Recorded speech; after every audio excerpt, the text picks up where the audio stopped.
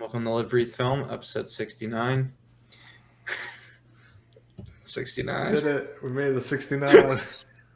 We can officially retire. This is our last episode. We hit our goal. Well, you're still here with Corey, Doug, and Murph. Thank you for joining us. Today we're going to dive into Stranger Things 4. I was going to say season 4, but then I remembered it's called Stranger Things 4. So we'll talk about that. But before we get to Stranger Things, let's talk about The Boys, Obi-Wan Kenobi, Top Gun Maverick, and just the overall summer box office. So, Doug, we've now watched our first 3 of The Boys season 3, and Corey's like a season and a half behind at this point. Sad, very sad. You got to catch up so you can join the conversation. I'll catch up eventually. Did you not like season 1? I loved it. No, I loved it. Interesting. So season 2 was what turned you off? No, I liked the first episode. I watched like the first episode, and then it's just I didn't go back to it yet. Lost interest. Other things happen. Life. Blind Spot gets introduced in season 2. I heard season 3 hasn't been that good though. Depends who you ask. Depends who you ask. Okay. Yeah. All right. So let's talk about who you've asked. So far, I think you and I, Doug, have had a little bit different opinions on the season. I mean, I'm digging it because it's still The Boys, but I think it's the weakest of the 3 so far. Noticeably the weakest of the 3 so far. Yeah, I don't know that I agree that it's the weakest. Or at least noticeably the weakest. It seems like to me, The Boys has been pretty consistently entertaining. I mean, Homelander is probably one of the best characters, acting performances in television. Yeah, he's always strong. At this point. All his stuff is fantastic. They give him even more. Like, just when you think like, all right, they've tapped out how crazy Homelander can be. It's like, no, they keep. That's cool. They keep pushing him where you're just like, holy shit, this character is insane. And the way they got it to work into like, they made it relevant to like shit that has happened today with where they're going with Homelander's story. I was just like, this was perfect. Like I never expected that they were going to do that. But they also were very relevant, I thought, like last season, so it wasn't too surprising to me. Like everything was Stormfront. Like it's just sort of continuing that like type of current event situation. But yeah, no, everything with Homelander is great, and every time they leave Homelander, I'm kind of like, go back to Homelander. Like at this point, the boys are working for the government. Some of them aren't even involved. They're separated. They're a little like got their hands tied behind their back with what they can do and everything like that. And then as far as the 7, it's kind of like getting every one of them back together as well, because A-Train and The Deep both weren't really part of the 7 by the end of the 2nd season. And now they're back, which is awesome. It's great to have the whole gang back together. But yeah, outside of like Homelander in general, and then like putting Starlight and Homelander together, and everything with Giancarlo Esposito thinking he can control Homelander, kind of like I lose a little bit of interest when not on him. Like they focus on Frenchie a lot in episode 3. I really couldn't even pay attention to that storyline. I was like, wow, I was kind of checked out. I thought when they went to Vaultland or whatever it was called, that was fun. That was cool, but that was episode 2. Episode 2 I thought was by far the best episode. But episode 3 had the best Homelander stuff because it's when Homelander just is completely unleashed. Yes, but then the stuff that he's not in, that was the stuff where I was really like, oh, just go back to Homelander, for the love of God. But it was mainly a Homelander episode. I don't know. To me, I think that 3rd episode had the most Homelander. It had the most like crazy Homelander shit. Yeah, his conversation with Starlight about the tape, And Yeah, like no, if she blackmails him, fantastic. like what would happen? I thought that was one of Homelander's best moments is when he's just like, you could ruin my life, but here's what happens if my life is ruined. From like here's how this plays out. Yeah. When he's I like, thought that was like awesome. when he's like, I want to be loved, but if I can't be loved, then I'll accept being feared, or kind of paraphrasing, but Yeah, that he was was like, he's like, I great. really like my public perception. I like people loving me, but if that goes away, he's like, feared is my next option, and here's how that's gonna play out. And he For like someone walks her who, through how he basically just like takes over the world. for somebody who loves his public perception, he does a terrible job of maintaining a positive one. Because everyone he talks to behind the scenes, he's such an asshole too that you think he'd be like revealed as an asshole by like all of the internet by then, like by this point in time. Granted, a lot of them die, like people like the ones who he smacked their ears, like the one superhero in a previous season, and Blind made spot. them, yeah, and then the the girl that he basically has jump off of a building in the last episode, or the second one. I can't remember which one There's that the was. second one, I think. That was the second one, yeah. Because it was before he gave his big speech. Yeah, I mean, you knew when Homelander showed up, and there's this girl that's thinking about committing suicide, that it's not going to end well. On the boy, on the boys, it's gonna end with her dying. Because this show really doesn't give a fuck. Like it'll do anything. Like that first scene in episode 1 was. Yeah, that's one of the craziest that they've gone. That is the craziest they've gone. Termite, the Ant-Man. Yeah. Character. The Ant-Man of the show does the most disgusting thing, and my god, it was basically like Ant-Man going into Thanos' butt, like but times like a million, like that whole theory that everyone had for Endgame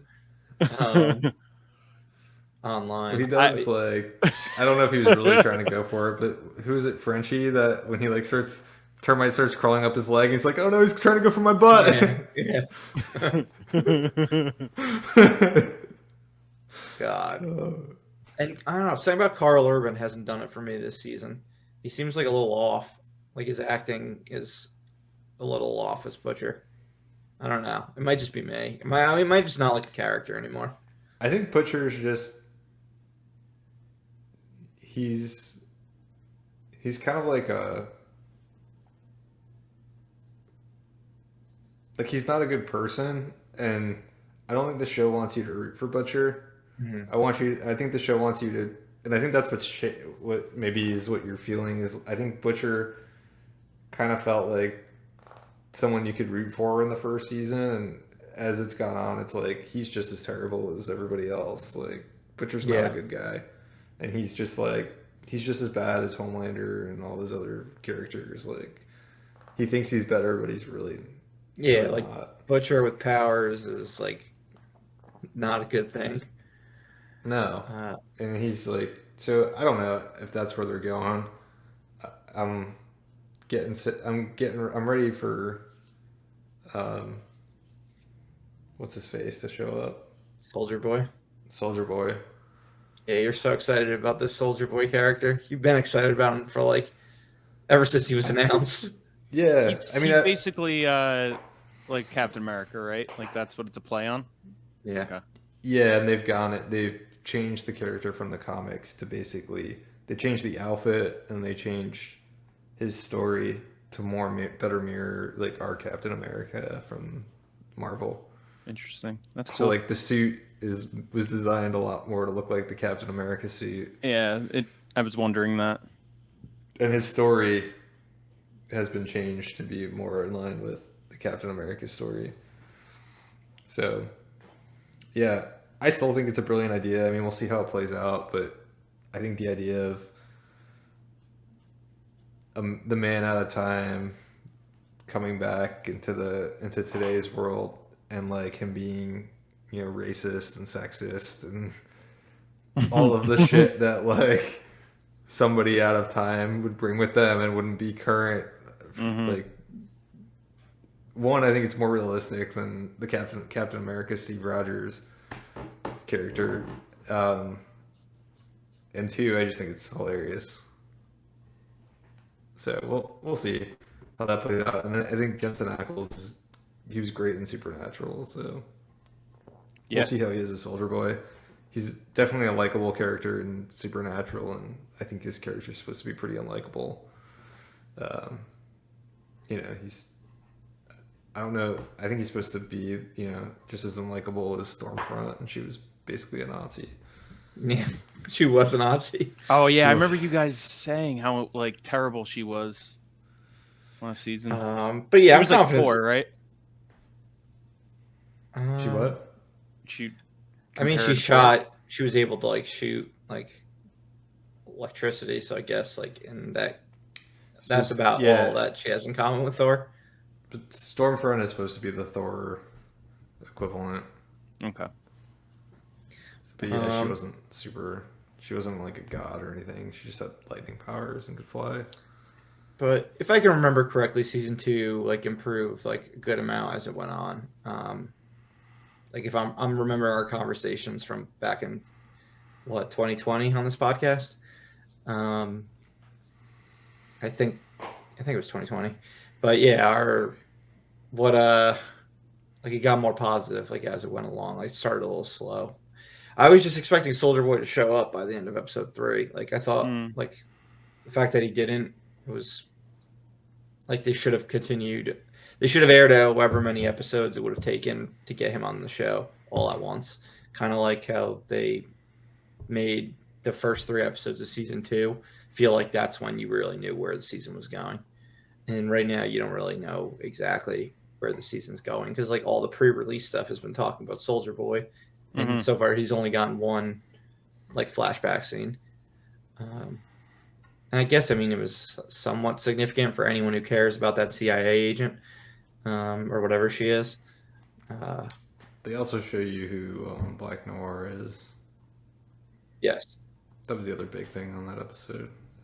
Is that they showed you who Black Noir is and why he is, at least somewhat why he is the way he is. Which is interesting. But yeah, we'll see. I'd be surprised if we still got. Maybe we'll get a ton of, based on the way those pacing of the episodes. I want to say episode 4 probably ends with them finding Soldier Boy. Mm-hmm. And then episode 5 is where we start getting a lot of Soldier Boy. And then from the sounds of things, episode 6 is its own standalone thing. Other than Soldier Boy, they've been hyping up this one episode, Herogasm, which is that's the orgy, right? Yeah, where all the superheroes get to take a weekend to just let as loose as humanly possible. Which based on how they are just on a daily basis, it's going to be absolutely insane. Yeah, that I know they were it was something they definitely couldn't do in season 1 or 2, but they've earned the right to do it at this point based on ratings. So, are the episodes normal hour length, or have they been longer than that? It's just a normal TV show, which is cool. I think it's more than a normal TV show. It's an HBO show. Long episodes. Oh yeah. Yeah. A normal pay channel. Yeah, I was thinking of the commercial TV shows that are 40-something minutes. True. Which Disney would be at its best is hitting a normal TV show length. Yeah, exactly. I think they very rarely have gone over 40-something minutes, over 50 minutes. We've got 10 minutes of credits. But yeah, exactly. So I think I'm probably more forgiving of this season so far than you are. I think Homelander carries me a lot because a good Anthony Starr Homelander performance is mainly why I'm showing up to The Boys. So I think he's delivered so far. The character's still interesting to me. I'm interested to see where they go. I really hope. It feels like they got to get close to killing off Homelander, but I don't know that you can do The Boys without Homelander. I don't know what that show is. Like, it's over. Once Homelander is gone, the show's over. Yeah. Like the whole at this point, it seems like the main point of the show is defeating Homelander, because once they defeat him, like it's a cakewalk with everyone else. Yeah. I don't know how much that story went on, like in the comics. I thought it was somewhat limited. It went on for a couple years. I mean, I think this is deviated pretty significantly from the comics at this point. Oh, yeah. Okay. Yeah, they kind of just do their own. It's kind of like inspired by the comics, and they'll pull things in. We got Simon Pegg for 2 seconds. Yeah, he was in the first season. Did he show up again? Yeah, he was like on a phone call or something, just like, "Hey, remember me? I'm Simon Pegg." I was glad to see him real quick. I forget why he was with that terrible American accent. Yeah, it's so bad. He didn't need to have an American accent. Like, people have parents from other countries. Yeah. So I don't know. Maybe Simon Pegg was like, "I've got this really great American accent." Kripke's like, "Okay, just we'll humor you. Go for it." Yeah. There you go, Simon Pegg. All right, but yeah, we'll talk about the boys more as the season goes along. It is a weekly show from this point on, so we have 5 more episodes to talk about. Until some point or in early July. But let's go into the box office pool and where everyone's standing and what's been going on in the last couple of weeks, because shit's been absolutely crazy since our last update, thanks to Top Gun Maverick. But first things first, Doctor Strange is now the #1 movie of 2022. It surpassed the Batman to take that spot. It's going to be incredibly short-lived, though, because Top Gun Maverick is on a fucking roll, a barrel roll, and it's about to become the biggest film of Tom Cruise's career. It already is his biggest movie unadjusted, and it is soon enough going to be his biggest movie adjusted. That's crazy. He'll be topping the oldest Mission Impossible films, Firm, Rain Man. It's crazy how like adult movies for adults used to be like make the money that comic book movies make now. Yeah, like the fact that Rain Man's like a $400+ million movie is absolutely insane. That goes adults, as far back. And we want to see our comic book movies. So. Yeah, we're the problem. We are the problem. We are Arrested Development stunted human beings that are stuck in our childhoods. We are 100% part of the problem. But like at least with us, we see the adult movies also. So like there's other people, most adults that are just like, I'll just watch comic book movies and Harry Potter and that's it. Sorry if I'm insulting anyone listening. But like there's other movies out there that you should be watching. And now they don't get made for the most part. So the fact that like Top Gun, it feels like a throwback to like a different sort of generation, even though it's just another summer blockbuster popcorn movie, is just perplexing to me. Or somewhat of a sad state of affairs, but also very cool because it's good to see something have success other than the usual. There's something about, and I don't know. I mean, part of it I think is that Top Gun was a big movie 30 years ago. Yes, it was massive. It was one of the 10 biggest movies of the 80s. But I've never heard so many people in the 10 to 20 year age group older than me or us tell me that they either went to see Top Gun or they're going to see Top Gun. And these are people that I've never heard tell me that they're ever going to the movie theater.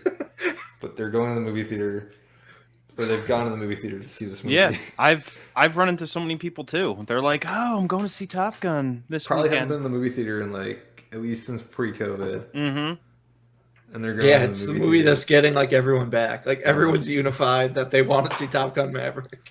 Never Like would have Tom thought. Cruise is suddenly the biggest actor in the world again. Mm-hmm. It's probably going to have major effects on the next two Mission Impossible movies based on like the goodwill he's going to have now. It's wild. Like all demographics like are like interested in this movie, no matter if you're like a red state, a blue state, old or young. Like it's going older, but like it's pulling in young audiences as well. Miles Teller's getting like a nice like resurgence too. I mean, you know, with popularity. I mean, he's always had like his people, but like more mainstream again. Yeah, I mean, yeah, he's gonna have a bump from it. Glenn Powell will have a bump from it as a Hangman. Jennifer Connelly's Jennifer Connelly, but yeah, it's really cool to see like the decreases are incredibly like fun to watch because it's like something that hasn't been done. Like they've been so small, it's something that you rarely see with movies this big. I mean, it had the smallest decrease for a movie that opened over $100 million. Nuts. Like it dropped only 28 point something and 28.8%, something like that for weekend 1 to 2. I was texting you guys earlier today that second Tuesday was like only an 11% drop from its first Tuesday and went up 14% from yesterday. Yeah, that's like unheard of. Yeah, I saw it last night in IMAX, and it was practically a full sold out showing on a Tuesday night. It's just really impressive. Do they still do well, not Free Movie Tuesday, but do they do like any deals? Yeah. Okay. Yeah, so Tuesdays do get boosts. But like that's like a pretty big boost. And just the decline from last Tuesday was what was more impressive. Like only dropping 11% is wild. It's gonna have legs too. I'm sure it's gonna be around for the entire summer. Yeah, it'll absolutely be around for because there's nothing coming out. It is the most barren summer I've ever seen outside of 2020 when nothing came out. Well, the next couple of weeks are pretty. We got Jurassic Park and Lightyear back to back. Oh, it's front loaded. Yeah, right. They should. Yeah, but both those movies should fend off Top Gun from taking the #1 spot.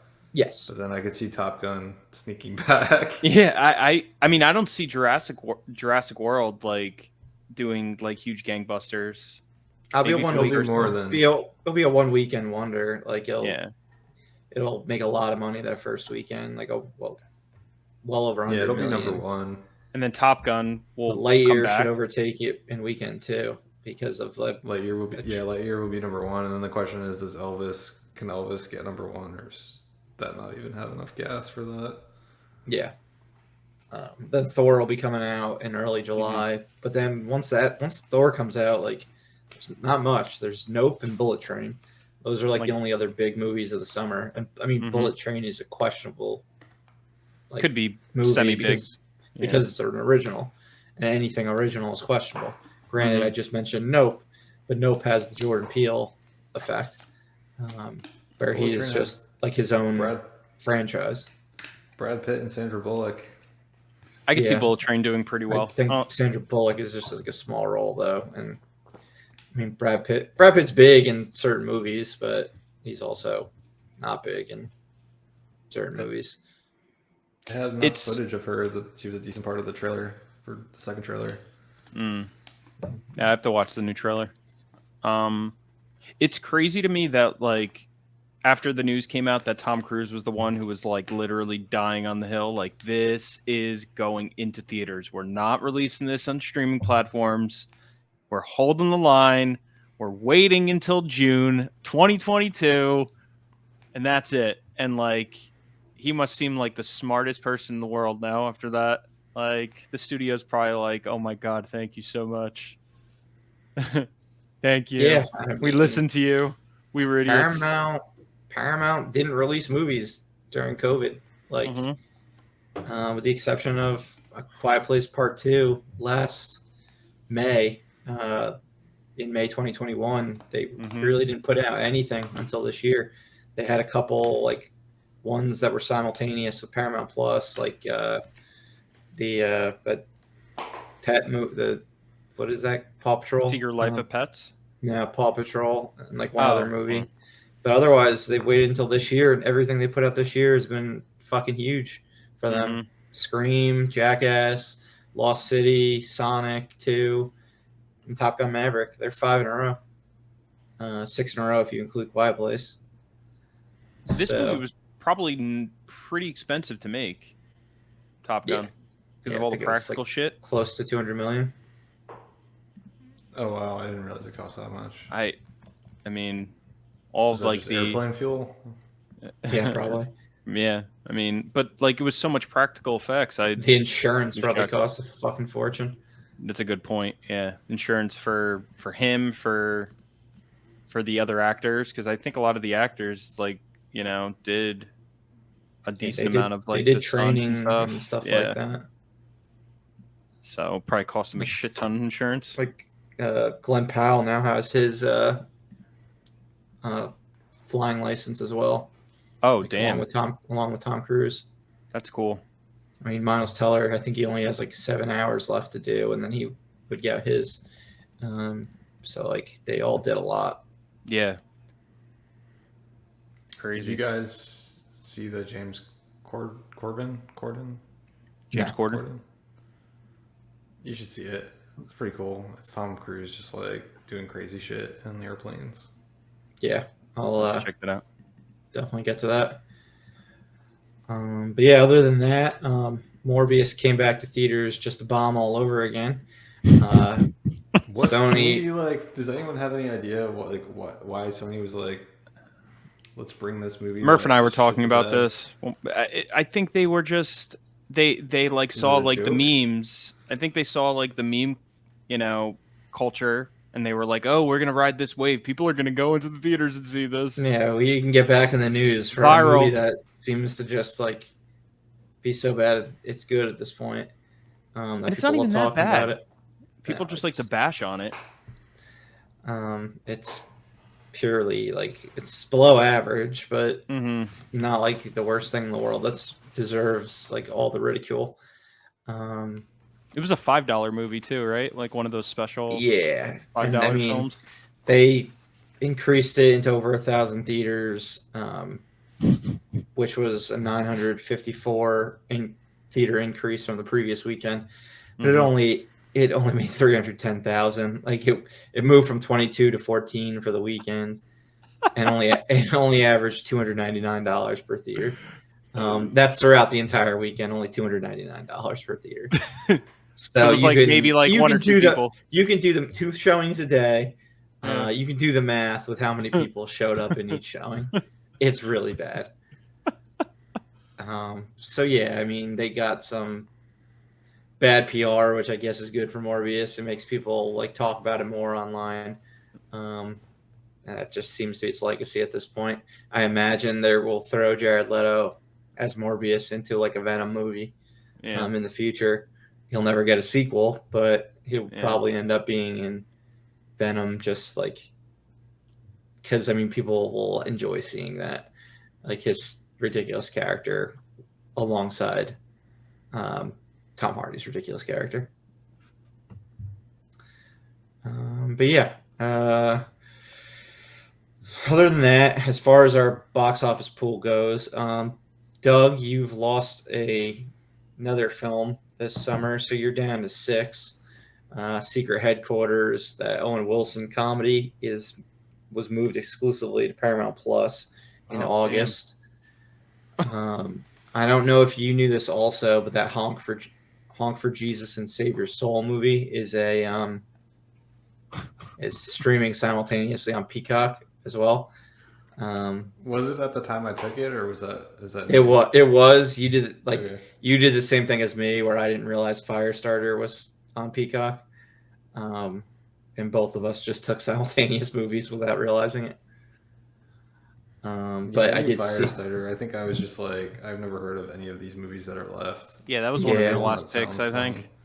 I mean, honestly, this one is going to come down to all of our like first few picks, like 4 or 5, like probably our first 4 picks each. Yeah, I mean, honestly, I mean, we talked about it a little bit, but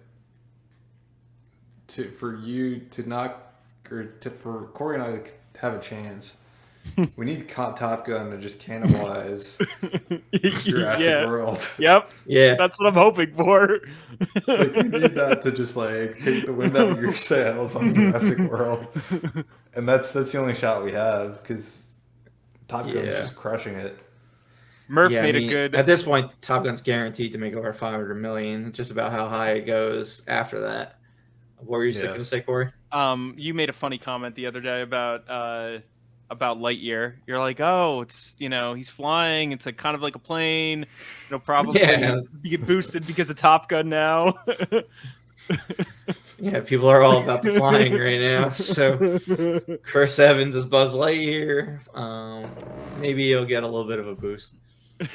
But I mean, there's only so many movies that Lightyear's going to perform. It's just about, I really don't know what it's going to make. I can't picture it making less than $200 million. So just about how high that one could go. Mm-hmm. But yeah, I mean, I picked Jurassic World with my first pick and Top Gun with my second, which was the overall fifth pick, or 6th pick. But it's reversed at this point. Like, Top Gun is my number 1 and Jurassic World is my number 2. Because, I mean, at this point, I could see, I was expecting Jurassic World to be the biggest movie of the summer, but now I don't expect it to make as much as Doctor Strange. It might not make as much as Thor. It's definitely not making as much as Top Gun. And there's always the possibility that Minions or Lightyear make more than it as well. Mm-hmm. Potentially both of them.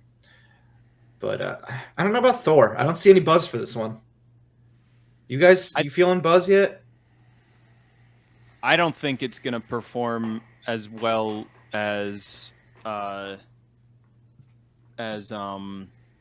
Strange. Doctor Strange. I think it's actually going to underperform. I think it's going to come down to the reviews, probably. If it's got the buzz that Ragnarok had, where people are just like, this is really great, everyone's got to go out and see it, I could see it performing pretty well, just based on word of mouth. Mm-hmm. If people are like, it's not as good as Ragnarok, or you can probably skip this one, then I could see it sinking. I still think it'll make money, but it won't be Doctor Strange. It won't even be Doctor Strange. I also feel like, and again, this could be timing, because it's June, but I feel like the marketing has like not even been there. Like there hasn't been like any presence at all until like 3 weeks ago. Is it though? I feel like Doctor Strange, they were going for a while before. So they've got a decent spot in July. You've got Jurassic World Dominion that's coming out this weekend. You've got Lightyear the following weekend. It may be smart to wait till both those movies open before you start like really pushing. Yeah, I mean, it really has it has July and August to itself for the most, with the exception of Nope. It really has, and Bullet Train. It has the second half of the summer all to itself. Mm-hmm. And Nope is an R-rated horror movie or sci-fi movie, and we don't exactly know what yet. And Bullet Train's another R-rated action movie. So just from that, I mean, it's going to be successful. It's just about whether it can make as much as Strange, which prior to our draft, I would have thought it would, but now I'm starting to doubt it. I think, like I said, it just depends on how the movie reviews. Because I think that I could see that making or breaking it. I don't think there's enough buzz, or like Doctor Strange, the reviews were kind of like, meh. It's a movie. It doesn't suck. But it's not the best thing I've ever seen in the world. And those crazy reveals and cameos that you were looking for aren't really there. So that took a lot of the wind out of the sails of Doctor Strange. Whereas I think if Thor has a lot of positive word of mouth coming out of it, I could see the opposite effect. Mm-hmm. True. So we'll see. But I mean, if people are trying to go to the movie theater, what are they going to see? That or Top Gun for the 6th time? Yeah, right. I definitely want to see it once more, at least. And it's losing all its big screens this weekend. Although I totally expect it to be back on back in IMAX later this summer. Mm-hmm. Like, because once August hits, there's nothing coming out, so they're gonna be like, Top Gun back in IMAX. Experience it the way it's meant to be seen 100%. On the biggest screen possible. Mm-hmm. And it'll probably make more money. Yeah, here's where everyone stands. Yeah, that's 100% gonna happen. At this point, Corey's in third with 30 million. He hasn't really. You've only had Men and Bob's Burgers so far. Bob's Burgers performs decently for an animated adaptation of a television program. I think it's got 22 million so far. So I mean, it's doing nothing special, but I mean, for whatever pick you had, fourth or fifth, even getting a movie like that, I feel like is decent because it's all the picks below that are going to be below 10 million for the most part. Mm-hmm. Then Men we talked about previously. That one was an under 10 million movie. I'm in second place with 340. Again, almost entirely thanks to Top Gun. I had another TV adaptation as well, Downton Abbey and New Era. That's making significantly less than the first, but doing not so bad for a TV adaptation sequel. It's got about 36 million right now. Should end up with 45 million to 50. Firestarter bombed under 10 million, and then Top Gun, which didn't even include the last 2 days, which makes it another 30 million, or close to it, 25 to 30 million.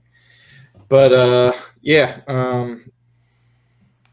Doug still in first, entirely on the back of Doctor Strange and the Multiverse of Madness, with 387 million. So I'm crawling behind you. I will definitely, 100% surpass you. You're right. I'm quickly getting past you. Yeah, and this weekend I'm going to blow past you because I have Top Gun's third weekend and Jurassic World Dominion. So that's going to be close to $200 million right there this weekend.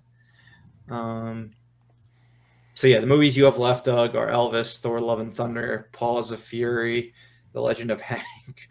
I saw the trailer for that. It didn't look. It got some laughs. It wasn't bad. I've been looking at my phone both times I saw the movie, so I can't judge the trailer. But if you say it's good, it's got some laughs. I'm not saying it's good. I just it seemed like the audience was into it. So I was like, yes, go see this movie. Well, that's nice. Then you've got Samaritan and Honk for Jesus and Save Your Soul. So yeah, you're Thor and Elvis are basically what I've got. Exactly. I have Jurassic World Dominion, The Black Phone, Where the Crawdads Sing, Nope, and Bodies, Bodies, Bodies. So I 100% expect to win, based on the fact that every single one of those movies I expect to make money. But crazier things have happened. If Corey ends up with 3 massive animated movies with Lightyear, Minions, and League of Super Pets, and then Bullet Train, it's possible he can come up from behind. You also have that movie Vengeance. I watched the trailer for that yesterday. Have any of you guys seen that trailer yet? I didn't watch the trailer, but got it. It is not the type of movie I was expecting. I don't see it making any money, but check out the trailer when you get a chance, and because it does not seem. It seems more like a comedy, which is weird. And then, but yeah, Doug. I mean, Thor. If you got 300, 400 million from that, Elvis, I do think is going to be a hit. I can totally see 150 million from that. Similar numbers to Bohemian Rhapsody. I mean, I know you mentioned the reviews sucked. Great Gatsby's reviews sucked. And Baz Luhrmann brought that one to be a massive hit. Granted, it had Leo in it, which is a kind of a game-changing actor. Got Tom Hanks. Oh, the reviews for Elvis suck? According to Doug. I mean, I haven't seen bad ones. There was some, like... So I think, Murph, you'd point out the Rotten Tomatoes score isn't too bad. It's like... Yeah, it's 81. Something. It's 81. But, like, some of the reviews I saw were just like, this movie's fucking... doesn't make any... it just... They bashed it. Like, some pretty big reviewers gave it, like a 1 out of 5. The one thing that I did hear was that the movie doesn't have like a lot of like substance. It's like just kind of like glitz and glamour. Like the story's kind of not really there. It's kind of hollow. But that was the only thing I heard. I guess we'll see. Yeah, we'll see very soon. Yeah, and then I mean, if Paws of Fury can be a surprise hit, that could. I don't know. I'm just so happy I got Top Gun. Let's talk about the year. I mean, do we see Top Gun being the biggest movie of the year? I mean, it's definitely possible. I think, yeah, probably. I think if what's going to unseat it? I think Avatar's is probably the only thing that can. Oh, Avatar! I keep forgetting about. I was thinking of the summer. I think if the word of mouth keeps going in this direction, and it's like turned into like almost like a phenomenon at this point. Yeah. And if it keeps going like throughout the summer, global I think or it's possible. domestic? Domestic. Okay. We can talk about both. Okay, so I think it's possible for domestic. I think global. I'm assuming Avatar is going to China. Yeah, it should be. They love their Avatar over there. That and Fast and the Furious are like the only thing that can, and Jurassic Park are like the only things that get China releases. I don't see it beating Avatar globally. Yeah, I think Avatar is gonna do gangbusters globally, but I could see it beating Avatar domestically. I think people love Top Gun. They've got more allegiance to Tom Cruise and the Navy pilots than they do Pandora. Yeah, I don't think Avatar is going to bring out people. I don't know. This movie feels like a phenomenon. I think Avatar is going to make a lot of money. I do too, global and domestic. But yes, I think you're 100% right. Avatar won global. I think Avatar already won the global box office for the year. I don't think there's anything that's going to come close to it. Like Top Gun's going to top $1 billion, but Avatar could top $2 billion. Even dropping like a massive amount from the first one, it could top $2 billion. So I think that's got locked, like global locked. Black Panther, Wakanda Forever, I think could end up potentially being number 2 global. But I wouldn't be surprised if it's ends up making less than Top Gun and Doctor Strange, just because Chadwick Boseman isn't in it. And then as far as domestic, yeah, Top Gun, I think its only competition is Avatar, and I think it's really just Avatar because I think it's going to have Black Panther's going to have a pretty big drop domestically because it was fucking huge. Yeah, I wonder if Top Gun's going to get like how many times. I think you're right. Top Gun's going to have like they're going to start adding theaters to it. Like we're going to see it go down for a little bit for the blockbusters with the number of screens. It's going to go back up again. And when it goes back up again, that movie's going to keep making good money. I could see Top Gun beating Avatar. Top Gun has 120. Tom Cruise got Top Gun a 120-day exclusive window, which is by far the highest we've seen in a long time. So it's got 4 full months in theaters before going to any sort of streaming platform. Wow. Yeah. So all summer. That's the end of September. Yeah. Like you're not going to see it on Paramount Plus till the end of September. So smart man. But yeah, we got that nice Tom Cruise video where he thanked us for coming to the to see Top Gun. He's like we did. That was unexpected. John Krasinski did that too. Yes, he did. Quiet Place. That was cool. But yeah, I think it's going to come down in the U.S. to Top Gun versus Avatar, which is pretty cool that the top two movies will be sequels to 100% original movies. Mm-hmm. That hasn't happened in God knows how long. You'd have to go back till the 90s probably for that. So yeah, we'll be keeping track of that throughout the year. But it's been fun to watch Top Gun's ascension so far, just because of how unexpected it was. Yeah, I would have definitely guessed like maybe top, like where you took it, Murph, like top 5, top 6. But like the fact that it's probably going to be the number 1 movie this summer is insanity. Yeah, I mean, I can't argue with you guys not taking it because where I took it was exactly where I would have taken it. I would have taken Minions, Lightyear, Thor, Doctor Strange, all of those movies before I would have taken Top Gun. So, yeah, I mean, I don't fault you guys for not taking it at all. Yeah, I should have taken it. I would have never guessed it would be doing this. I mean, thought it was going to do well. You did exactly what you were supposed to take, Doug. And you did it smarter than I even thought was possible because you took Doctor Strange with your second pick, which made it a second and third round pick instead of a first and second. So you rigged the system like in a very nice way. Yeah. Mm-hmm. But Tom Cruise had, he was like, my boy Murph, I'm going to help him out. I mean, I've been supporting him since the 90s. Happy to see him back on top. Yeah. Kate even wants to see it. She's down to watch it too. She doesn't really like Tom Cruise. Well, it's not even that she doesn't like Tom Cruise, but the charm is coming through. Yeah, I mean he's and we'll talk about more about Top Gun when we get to all of our opinions on it. Well, actually, let's just get to that right now. We'll talk about Top Gun and then we'll talk about Obi-Wan. All right. It only makes sense to continue talking about this one.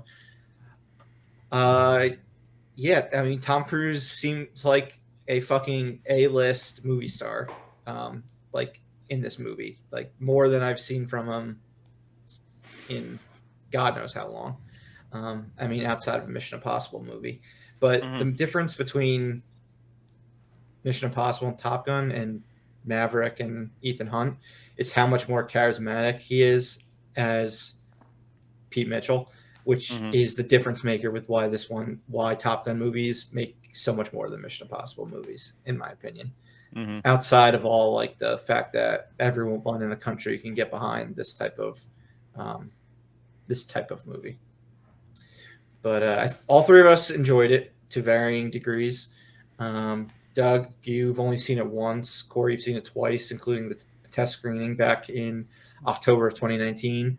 And I've seen it 3 times now, twice in IMAX and one set of test screening back in October of 2019.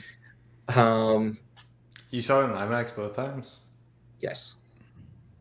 Like real IMAX, like the New York IMAX? No, like okay. An AMC IMAX. Okay. Maybe if all right, I will totally see it again later this summer. I'll go into the city to see it. That's probably when I would love to do that because it'll definitely be back in that theater, like the AMC, whatever the one is that has the real IMAX, like later this summer. Lincoln Square, I think. Lincoln Square, yeah.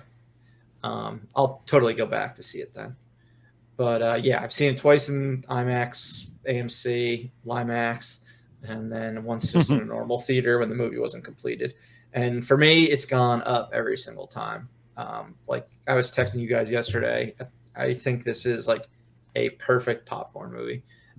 Like it's a 5-star perfect popcorn movie, exactly what you could want, and something that we're going to be going back and watching for the rest of our lives. It's going to be on TV like all the time. It just did everything perfect. I think I mentioned this in our chat yesterday. I think a lot of it came down to the script and how well it made every character developed. Obviously, the direction played a huge part because the action scenes are incredible. I mean, you gotta praise Tom Cruise for risking his life to do like so much of the stuff he did in the movie. Mm-hmm. But I think Christopher McQuarrie's script, I mean, he co-wrote it. I think he probably doctored the hell out of it and made it what it was. He's like one of Tom Cruise's most like important partners at this point, based on the last 4 Mission Impossible movies, Edge of Tomorrow, I think Oblivion as well. Basically every movie he's made since, I guess, Oblivion or Edge of Tomorrow, this guy has been writing, and they've all been incredibly well received. And then it's the director of Oblivion as well. Let you guys jump in and talk a little bit about your thoughts, and we'll talk more. I'll probably jump in more.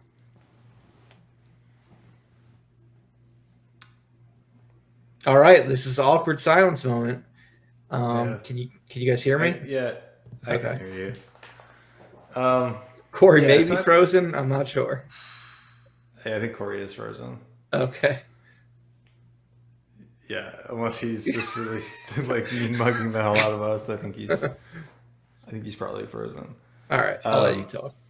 Yeah, so I thought it was it's just the two of us now. I thought it was a good movie. Not a great movie, which I think I was based on all the positive feedback. I was thinking it was going to be a great movie. I think probably the story is very much a popcorn movie. I think probably I expected the story to be maybe more than just a typical popcorn movie story. And it wasn't. It had some. What are you expecting? It's a Top Gun sequel. Have you watched the first one? It's like a terrible movie. The first one is terrible. Oh my, yeah. So the first one, I mean, you described Tom Cruise as charismatic, but he was definitely a lot more charismatic, I think, or a lot more likable in Maverick.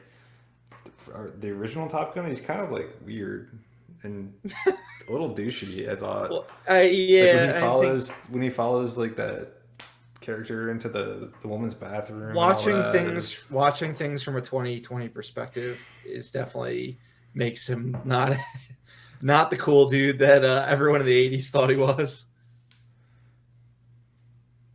Yeah, and he's just, I mean, the first Top Gun, there's like no story, right? It's how many times can we play Danger Zone? Yeah. And they play that 3 times. Was it only 3? It felt like it was more. It was 3 times. I just watched the Honest trailer. I could have watched like 5 times that they played. I just watched the Honest trailer for it yesterday, and they specifically mentioned that it's 3 times. The number of times they play that song. Yeah. And then they play that other song. They play "Take My Breath Away" "Take My Breath Away" a ton of times. And it's like it's just weird on how much times they play songs, and it's just like, here's some footage, but there's nobody's gonna talk. So I don't know how much dialogue is in that movie, but I would imagine it's surprisingly little compared to most movies, since the majority of it seems to be taken up by their music. Yeah.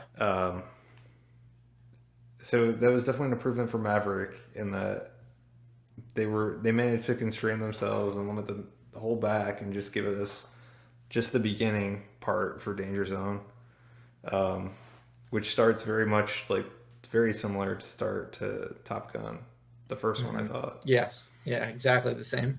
Yeah, it was like you could be mistaken into thinking that they fucked up and they were showing the first movie if it wasn't for saying like directed by Joseph Kosinski and then Maverick pops up on the title screen. So it was very similar, I think. So a lot of the story is based on Goose and Goose's son, and Tom Cruise getting finally like true peace and making true amends with Goose's son, since Tom Cruise is the cause in some way of Goose dying and basically making this kid an orphan. I thought it was a good story, but just having seen Top Gun how like weird the Goose death was, and I just like didn't care. I don't care. I didn't find myself like really attached to the Goose character in Top Gun when he dies. I was just like, oh, that was kind of a strange choice. And so like that whole storyline being the driving force behind this new movie didn't really grab me. I think I would have been better off had I not seen the first Top Gun, since I didn't, and I could have made up in my head how important Goose was and what that relationship was, and built it up a little bit more. But I think I watched the first movie like the morning of, and so everything was very fresh in my head. When you watch it the second time, just put it in the perspective that like me or Corey or Goose and that we died. Just use your own personal experiences for what that friendship should have been like. I mean, blame the fact that fucking Tony Scott made a shit movie. I don't know why it was as successful as it was and why it's had the legacy it has. Because it just it doesn't hold up. Definitely, first one is not a good movie. A huge improvement over from Maverick to the first movie is, I don't know if you guys had this problem or if it was just a me problem, but the first Top Gun movie, any of like the things that were happening in the air, I was just like, I don't know what's happening. I can't follow along. Yeah. Whereas this movie, I was like, okay, like I can follow everything. It's very clear what's happening. It was much better filmed, like in the air. Yeah, you know exactly where everyone is. Like the geography all makes sense.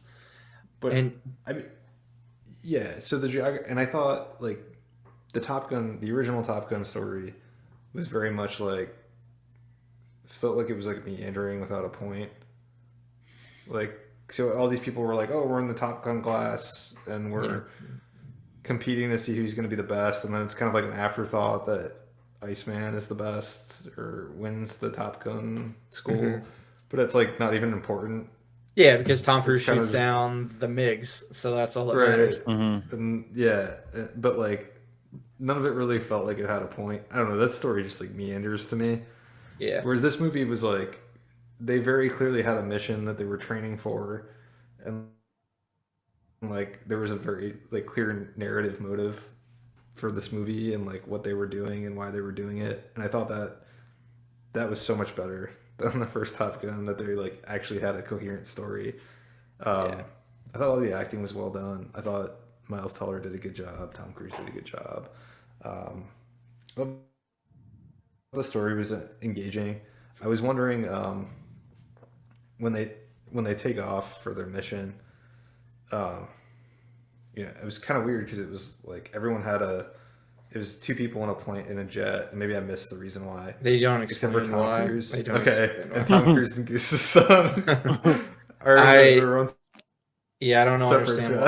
I don't understand why some have two and others have one. I mean, I know that the ones that have two, there's somebody that's more focused on like navigational aspects or like targeting radar. But yeah, I wondered the same thing also. Okay, it seemed like most of the time they had two, except for this one instance where they happened to have their own plane. Well, so Hangman had his own one as well. So it was like all the biggest actors, like or biggest characters, like had their own, and then like the more supporting ones had two, like Phoenix and Bob. Like they were probably the two biggest of like the supporting characters, and they throw them together. But I didn't understand that.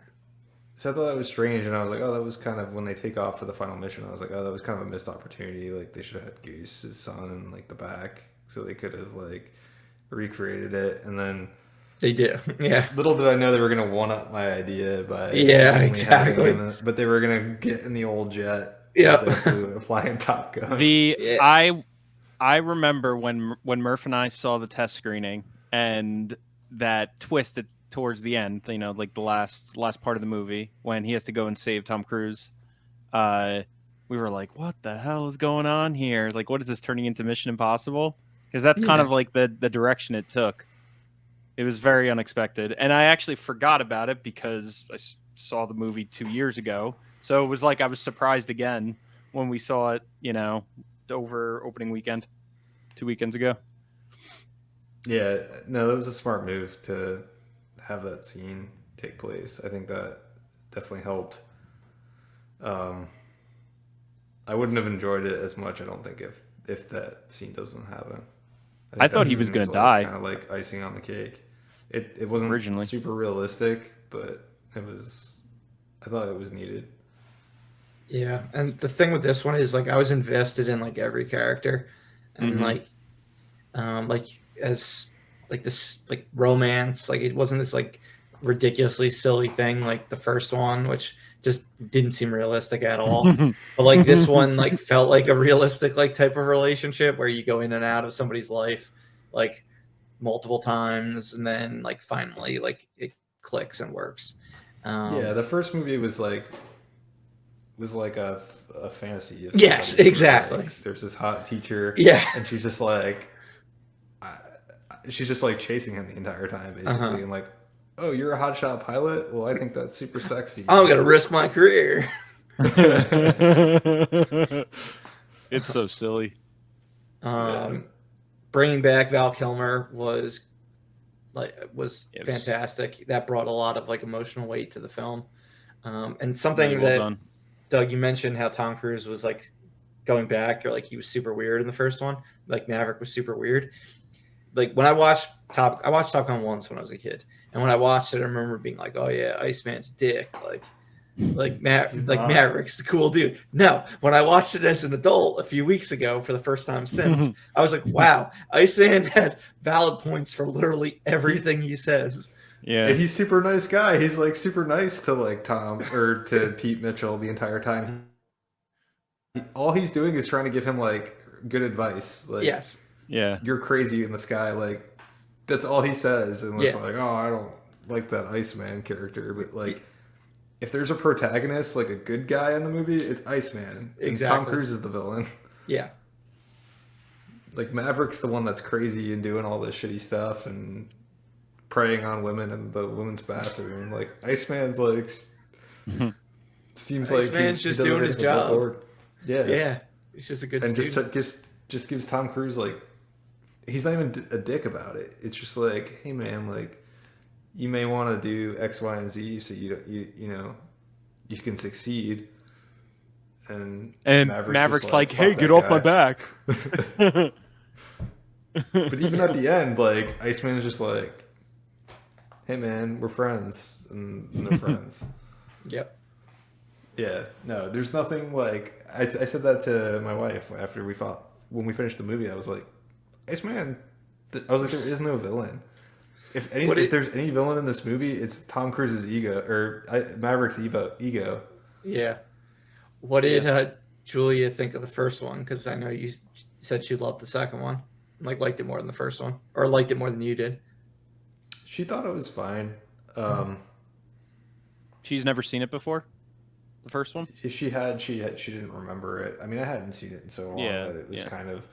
I was basically a new movie all over again. Yeah, I had a completely like I had remembered too that Iceman was the villain, and I was just like, what the fuck? Like, he's not at all. Like, he actually seems like a legitimately nice guy. So that was it definitely came at it with a different perspective, and I was more forgiving of the movie when I was younger. This time I was just like, what the fuck is this movie? Like, what am I watching? Yeah. This movie's not, and there's nothing to this movie. Like in this one, like Maverick still breaks the rules and stuff, but like every time he does it, like he's doing it to like help somebody else. Like the beginning of the film when he needs to go to Mach 10 in order to like save the program, so like drones don't become the new pilots. Like he's doing it to help everyone else. Like when they're breaking like the ceiling, like the like of how high or how low to fly and things like that, he's doing them to teach them like how to do that because they're going to need to do that on their mission. Like everything that's done, like he's still like the hotshot type guy, but he's doing it for like altruistic reasons this time. Right. Yeah, they made the character, I thought, a lot more likable than the first movie because you're right. They got the hotshot. Like, he still was pushing boundaries, but it wasn't just because of his own ego. It was he always had a reason, and it was always to help somebody else. Whereas the first movie is it's all about his ego. And it's basically him fighting his own ego and I guess learning in the end to not just like leave his like to be a good wingman, I guess is the lesson. Yeah. I guess. Yes. But I don't know why Meg Ryan wasn't in the movie. She was in it for like 5 seconds. She probably passed on it, is my guess. Oh, why she wasn't in the second one. Got it. Yeah. Probably. Yeah, it was just like she probably passed. kind of weird. Although her role was kind of weird in the first movie. Yeah. Yeah. She's just kind of like, I'm here. Let's have Yeah, sex. she wasn't really. I love you, Goose. She wasn't a big part of the story. And she's a very forgiving wife when Goose dies. Yeah. She doesn't blame him at all, which I mean, it wasn't his fault, so it's probably. I mean, you don't really know though, because Sure you reaction. barely even see her when Goose dies. Like, you would think she's the biggest part when Goose dies, and Tom Cruise like almost doesn't even see her because he almost walks out without saying goodbye. He's just got like Goose's shit for some reason. Yeah. And he's walking out the door, and he's like, "Oh wait, I should probably say something to Meg Ryan's character." Yeah. And they have like a super quick exchange. Guess in the Box had Goose's dog tags because he decides to like pull a Titanic and throw it over the boat for Reasons unknown. reasons unknown. And then, yeah, fuck that movie. But yes, Maverick was a much better movie. I enjoyed it. I thought they improved on everything from the first movie. So you're gonna see it again? I can't think of one thing that the first movie did that was better than the. Yeah. Yeah. Are you gonna give it another shot to see if it improved more for you on a rewatch, like it did for myself and seemingly Corey as well? Yeah, I'll watch it again. I'd really like to see it in true IMAX. So if I can make that happen, I would definitely watch it again because that's how the movie was intended to be watched. Oh yeah. Yeah. And I just remember how good that movie looked. On the trailer looked for that movie. So there was just one thing that I wanted to say. The music elevated it for me the second time, and because after we saw it the first time, there was like music, but it was they pulled music finished. cues from other movies and things like that. Yeah, like it was placeholder crap for the most part, but seeing it with the finished score elevated it like another notch up for me. So I'm interested to see the music, if it's a very good score. Yeah. Now seeing it again a second time in like over the next however long, couple weeks, whenever I get a chance to see it, I'm interested to see if it elevates it again like it did for you, like the third time. So what was the CGI that you guys were missing? Blowing up the uranium, like that was all missing. Yeah. It was really just the dogfights in like the final battle, and was the final mission was like all that was missing. Like the trench, like explosions and things like that. Yeah, and the trench navigating. Around, but there would just be no explosion. Just like no, it was like there'd be crashes, but then it would go to like a storyboard. It was literally just a storyboard. But everything up until that point was done. Like all the practical effects, the movie was like exactly the same as it was. And was it just like a picture of a plane? It was like a drawn white storyboard. Like that was it. And like superimposed and like computer animation for certain parts. Mm-hmm. Mm-hmm. Like that would clear. It was like the Wolverine one that leaked online back in the day. Yes. But a lot less because like it was only the end of the movie that like had scenes like that. Mm-hmm. Yeah. Because at that point, what was it? 6 months? It was like no more than that. 8 months away from coming out. Yeah. But yeah, my only negative when I saw it the first time that I wrote on like the card was that they didn't make it clear who the enemy was, which clearly was just so they can have the movie out everywhere in the world. Yeah. But had they known that Russia would be the enemy again in 2022 when the movie eventually came out, you could have clearly just made them the villain because it was a snowy place. I have to imagine Russia was the one that had all these planes and it seemed like Russia. it's a throwback to the 80s. Like, let's make Russia the villain again. Exactly. So that's my only negative about the movie, is that they don't have like a clear villain. Like, just have the balls to say. Isn't that the first movie too? No, there's a villain. They say Russia. Yeah, it is Russia. It's Russia. Clear that it was Russia in the first Soviet Union. Yep. That's who flies the MiGs. Yep. Yeah, I mean, they had no reason not to say Russia. We were in the Cold War still. Yeah. And we weren't doing international box office like back then. Yeah, it was absolutely Soviet Union. But I mean, Tom Cruise was fucking filming movies in the Kremlin, like with Ghost Protocol, like a decade ago. So like he had good relations with Russia. So according to Top Gun fandom, they never specified who flew the MiG-28. It's just assumed that it was the Soviet Union or some other communist state. They never actually say like someone else, some other. They never actually say it's Russian or Soviet. Beyond Union. the Iron Curtain. Like in this one, they do everything on their part to make it so you could not figure out who it is. Like all the pilots are, their fucking helmets completely cover them, like it's tinted the hell. It's really funny, like how much of an effort they went into not showing who it was. All right. I mean, we could talk about Top Gun probably for a while, but we should probably move on to Obi-Wan Kenobi. Definitely. So yeah, we're gonna talk the first 3 episodes. 4 dropped today, but none of us watched it yet. Consensus among all of us is that we're enjoying the hell out of it. Would you put it above, Corey, the Mandalorian and Boba Fett as far as Star Wars TV goes? So far? Yeah, I think so for me. Mandalorian season 1 was very strong for me. Season 2 I enjoyed, but I wasn't really in love with it. Book of Boba Fett didn't hit for me at all. Like I did not like that show. So yeah, this definitely reinvigorated, my Star Wars excitement in a lot of ways. It felt, the first 3 episodes that we've seen so far, it very much seems like a very well thought out extension of and love letter to the prequels, and it makes sense that it exists so far. What they're doing, like they're showing, the aftermath of what happened, like how Obi-Wan, basically just gives up all this stuff, and it's just cool. It's like a character study in a lot of ways. The only negative I have is the length of the episodes. I will never be able to get on board with, the Disney Plus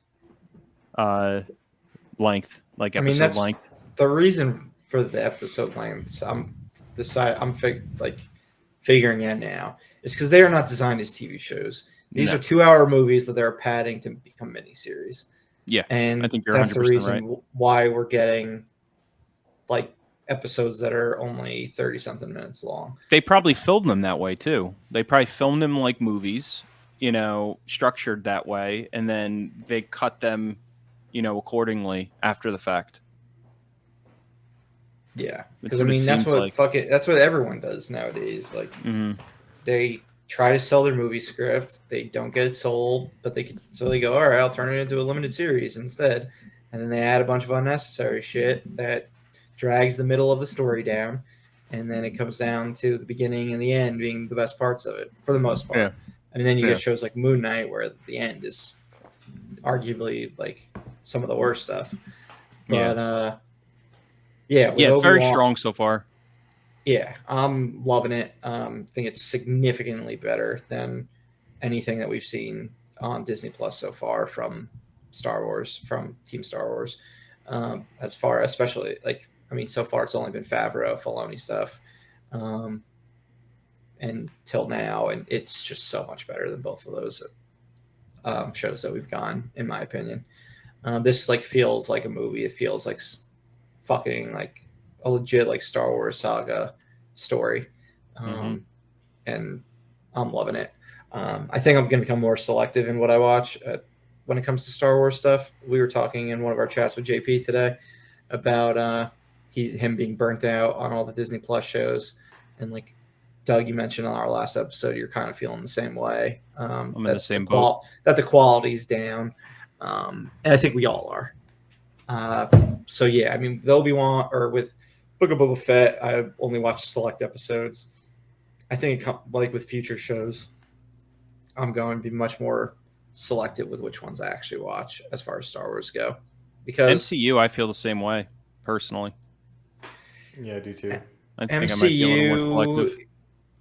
MCU will probably continue just because I'm so deep into like the lore at this point. Close to 30 movies and already like 5 TV shows. Yeah. So I will probably continue. But with Star Wars, like outside of the original trilogy, I never paid attention to really anything like that they made. So like it's kind of a similar situation now. Like why do I need to pay attention to like all these things like that aren't like really essential?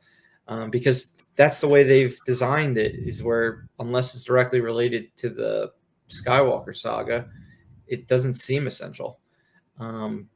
So like I don't need to watch Andor and some of these other shows that are coming out. Just like I probably didn't need to see Solo when that came out. But yeah, I think it's going to come down to a lot of it's going to come down to which ones are getting better reviews and things like that. Yeah, Andor for me is up in the air. If it ends up being good, like I'll watch it, but I'm kind of like about it right now. Yeah, I mean, I think they've got a problem with when it comes to TV shows where the quality's been pretty abysmal in my opinion overall.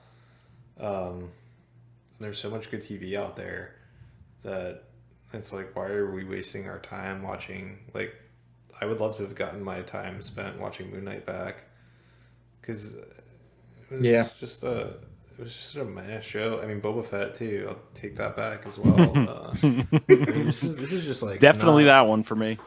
This is just not good TV. I mean, and these guys are putting out, or they were putting out basically one show that was supposed to be the show to keep you hooked on this service, which is different than Netflix that usually they have a couple shows going at once and the quality may be bad for some, but there's usually something in there that's of decent quality.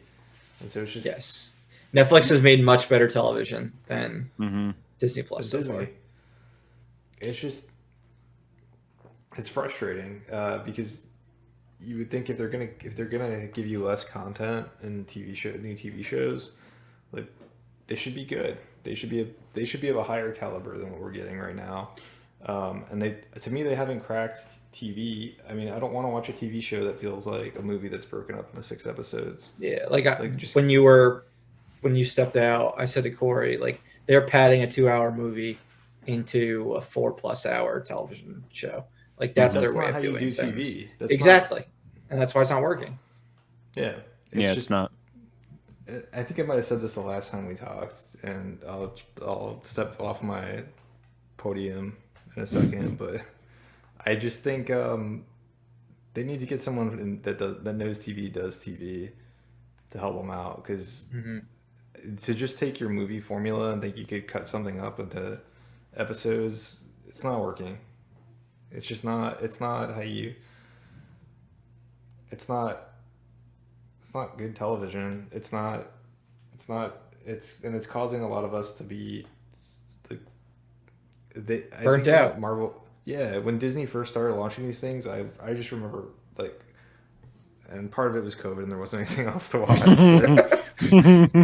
remember just looking forward to like these episodes so much, and it's just now it's a chore. It's like a homework assignment.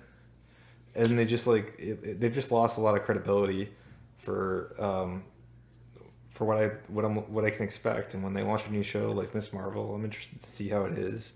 Trailer looked fine, but my expectations have gotten so much lower these days. I'm starting to see glimmers of, and I'm just going to say this and I'll move on because I don't want to talk about it any further, but I'm starting to see glimmers of the CW effect, where they release like 12 shows, within the same universe, like all the DC shows, and people watch them, because they're used to it, but they're all garbage, like all absolute garbage. But they're only watching it because they, entered with the Flash or whatever, Arrow, and they end up watching all the other garbage that they loop you into. And it's just because it's on, because it's in the same universe. They're like half-ass connecting things, and that's kind of the road that I feel like they're going down with all of these, especially with Star Wars. Yeah, and I feel bad that we're talking about this during a segment with a show we actually enjoy. Like, this is arguably their best program so far. Yeah. So we should probably talk a little about what we're liking about the show. Yeah. But yeah, it's just I don't know. It's something that I just felt we had to bring up again.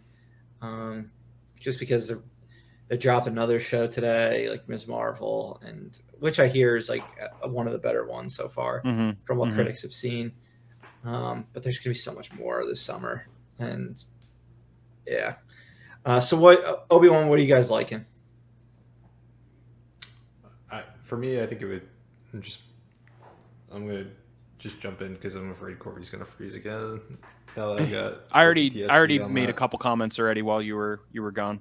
So okay, I think for me, Ewan McGregor has done a great job of stepping right back into his role as Obi-Wan Kenobi. It doesn't really feel like that character skipped too much of a beat.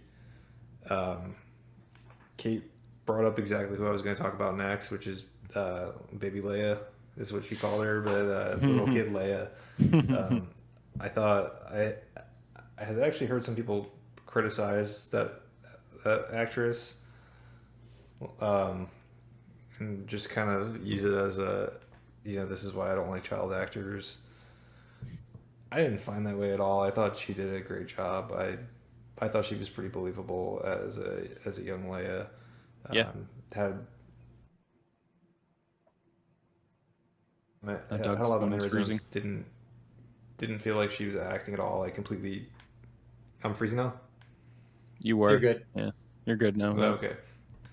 Yeah, so I think I completely bought her in the role of Leia. I didn't have an issue with her as an actress. I thought she did a great job. I actually thought she was one of the highlights. So I think Ewan McGregor and Leia were probably one of the strong points. I thought the way the movie was shot, or the way the TV show was shot, was very cinematic. I think it's a very good looking show. I like that we leave the world of Tatooine and go somewhere else, which was neat. And one of the things I find lacking is, I think I haven't really noticed the score too much,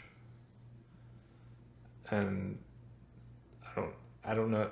I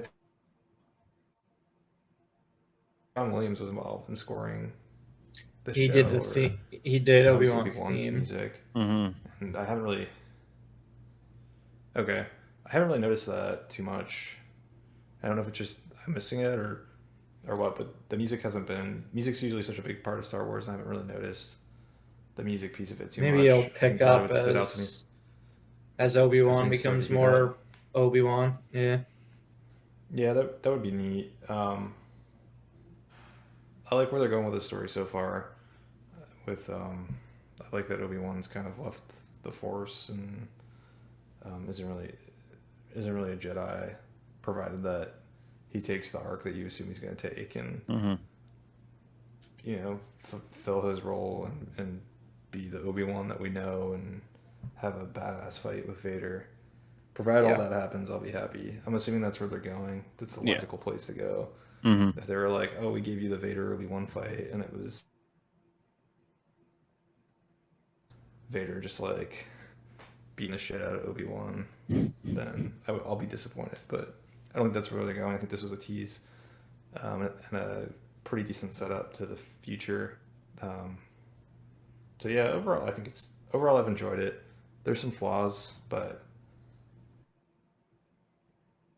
I think overall it's pretty good. The biggest issues that I've had with the first 3 episodes is, and it's not even the characters. I think that they have the potential, but the the dialogue between the Inquisitors is like so unbelievably bad compared to the dialogue throughout the rest of the show. Like any dialogue between those 3, it is, to me, it's like, what are they thinking? Like, do you guys not know how to write, like evil dialogue, or, dialogue between, people from the Empire? I don't know. Like they were trying, it seems like they were just trying to make them so sinister that like it just wasn't believable. And it was very jarring for me, like in a lot of those scenes where it was just them talking and it continued from the first episode, second and third episode. So it looks like we lost Doug. He'll come back. He'll be back. But that's like the only real gripe that I've had with the show, is just those characters. And I just think they're just there. They're supporting roles, supporting characters. But I wish they would flesh them out a little bit more, and like the dialogue would have just been handled a little bit better. Yeah, I mean, when Reva's talking, she comes across like a human being, but yeah, I get what you mean about the other ones. Yeah, as far as, I mean, you guys have said pretty much everything I'm enjoying about the show so far. I think my favorite aspect is the relationship between Obi-Wan and Leia. I think that's coming across very strong. The only weak thing for me so far has been Flea's cameo, just how distracting it was. That was, yeah.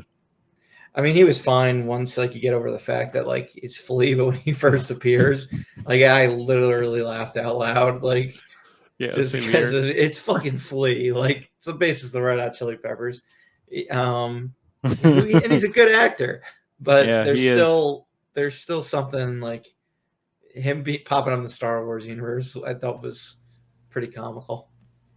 Just because they made him look just like Flea. They didn't bother making him like an alien or anything like that. Yeah, and they gave him like such an obnoxious outfit. Like he's supposed to be a bounty hunter, so I guess, but like that jacket was like pulled right out of Back to the Future. Like it was like needles. And it didn't help that it was the goofiest fucking chase in like television history. The woods. Yeah, that was so bad. All right. There's 2 bad things. Yeah, that chase was terrible. Anytime they make Leia run and somebody chase after her, it's so absurd because she looks so slow. And like well, she's tiny. Yeah. Yes, I'm aware. Yeah.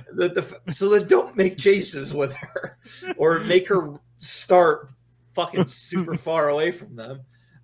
Because the fact that they can't catch her is absurd. Yeah, when she was like baseball sliding under like the roughage of like the trees and stuff. And, like even when Ewan McGregor's chasing after, like all he would have to put would be the tiniest little effort in, and he'd be able to catch her. Because she's so fast. Slow. Way too fast. But yeah, I mean, loving the show. So those are nitpicks. But yeah, we'll talk more about the second half of the show. I think that's when we're really getting to the whole canon discussion and how they are changing things up. That could potentially like affect your watches of rewatches of previous movies. But yeah, when we record our next episode, we'll probably have finished the show. So yeah, that's true. One thing that I loved is I loved how they continued the trend with making Vader this like imposing and like really incredibly terrifying figure, to the point where it felt like when he was chasing after Obi-Wan, it felt like a legit slasher movie. I'm like watching this and I'm like, are we watching like Jason? That's what it felt like. And he was like running away from him, and the dialogue was great that they were having between each other. But like his Hayden Christensen's like his walk, like his swagger as Vader was awesome. Like it it like gave me chills. Like he felt like super imposing and scary. So I'm excited to see more of him. I wonder if we're gonna get like an interaction without the helmet. Maybe he's gonna fight without it. I don't know, but there's no it's gonna reason be to exciting. cast him if you're not actually seeing him because it's not his voice. Yeah, he's in a costume the entire time. The suit, I mean, I imagine we're gonna get. Suit. Yeah, I imagine through all of it. Or... Yeah, it's all him. That seems hard to believe.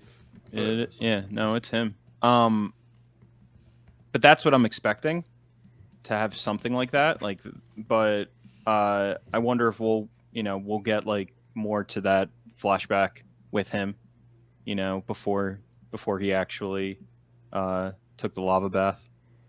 Yeah. But so far it's been awesome. From what I heard with this episode, it's supposed to be like, kind of like the normal middle of the road Disney Plus type of thing. Yeah, so, kind of setting up the conclusion. Yeah, hopefully it lands, sticks to landing. Yeah, well, we'll find out in 2 weeks. Mm-hmm. All right, what do you say we head to our feature presentation and talk about Stranger Things 4, Volume 1? Yeah.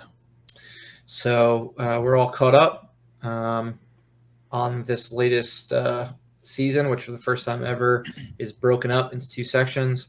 Volume 1 is episodes 1 through 7, and then Volume 2, which will be premiering in less than a month, is the final 2 episodes of the season. Because they've gone supersized, Volume 2 is practically half the length of a normal season of Stranger Things. So I guess we start with talking about the length of the season first, and how you think it's affected the season, the show, etc. I'll say for myself, it didn't. The episodes really didn't. The length of them didn't really come across as a negative for me. I thought it was going to, but maybe it was because I just like binged it literally in one sitting, like just one day. But there wasn't really a point where I felt like, oh my god, this episode is like running way too long. I was having more of an issue keeping track of what episode I was on. Like I at times was like, did I move on to episode 3, or am I still on episode 2? So I was like losing track. But as pacing wise, there weren't really many points that I thought it slowed down for me. Some of it was with some of the stuff with 11 when she was, going into, the hyperbolic bath or whatever. Like that kind of stuff lost me a little bit. I was like a little uninterested until the end. But other than that, I think I was okay.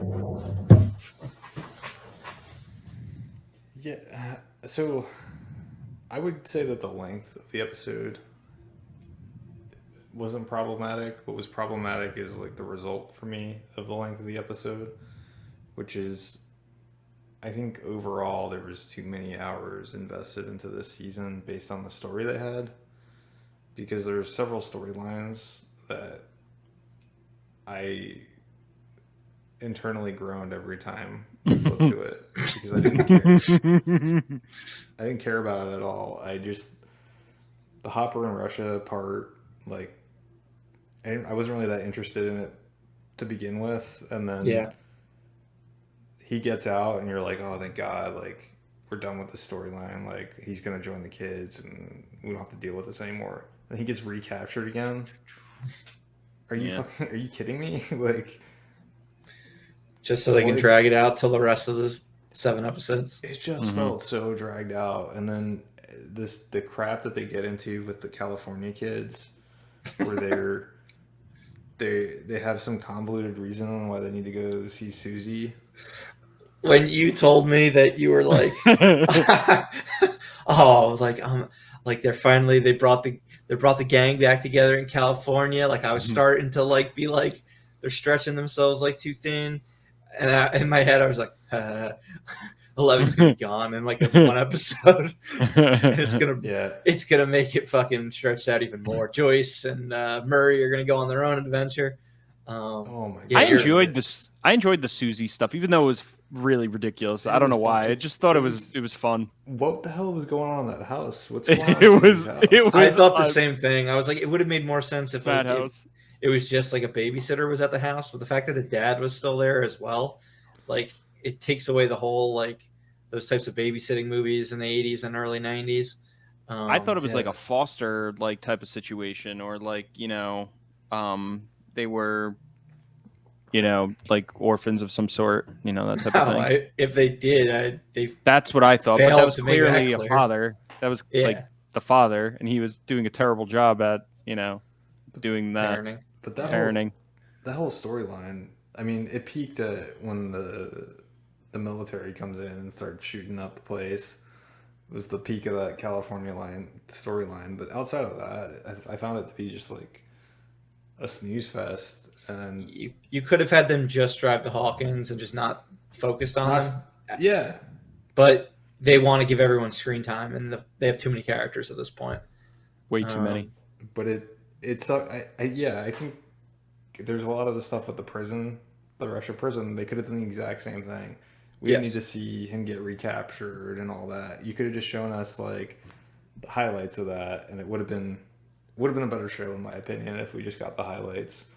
Because the fight or whatever happens in the prison, that I think it was the last episode, was cool. That was a cool part of for me at least, for the cool part of the prison episode. But outside of that, it was just it felt unnecessary. I guess that's how I would describe every storyline that isn't the Hawkins storyline. It just feels unnecessary.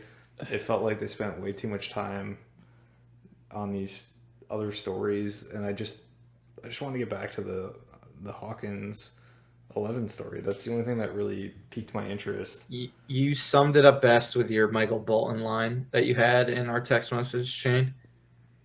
Yeah, because that's what I literally saw that in my head. Like, whenever we go back to Hawkins, I just like pictured Michael Bolton popping out with his pirate hat on and saying like, back to the good part, because that's like that's exactly what it was. Because it was like, all right, like I kind of wanted to just fast forward through the other stuff and be like, all right, back to the Hawkins stuff. What's going on in Hawkins? Yeah. So one thing I was a little bit confused about was with Brenner. Like how he popped back up and now he's apparently like a good guy. And by showing that he was a good guy, it defeated like the entire story, the flashbacks, because you were never believed that the guy who ends up being Vecna could possibly be a good guy, because they've established the fact that Brenner's really a good guy. But even going back and watching, because we started watching season 1 again, and we're watching it, and I'm like, this, based on what happened in season 4, this character makes no sense now, because like it's just contradictory. Like they're showing like he's a good guy and like he had good intentions the entire time, but then you have the first season and like whenever he shows up again, in the later seasons, that his intentions were, evil, like ill intent. I guess they're just framing it from Elle's perspective, and like, I guess, I don't know. I mean, we'll see once the whole show plays out. But like that whole setup with what transpires at the end of part 1, I'm like, okay, well, how does this lead? Does this lead directly into how the first season starts, where Elle's, escaping, or is there something else in between that we missed?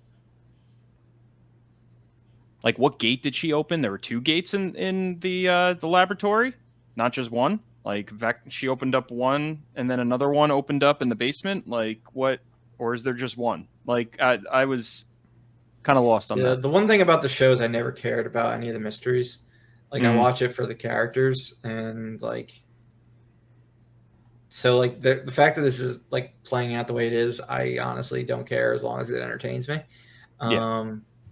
Like, this isn't a Lost where like the mysteries like were like part of why you were like a lot of the reasons why you watched it. I thought the mystery though was, I was intrigued by who Vecna was. Yeah, he was a great character. Like I didn't care in the slightest. I didn't think it was a mystery. Like, so that was probably the main reason for me is I never got a sense that it was going to like be some character that we knew, which you guys have thought since the trailers came out. Yeah. You ended up being right. You were wrong about which character it was, but you were right that it was like a human being.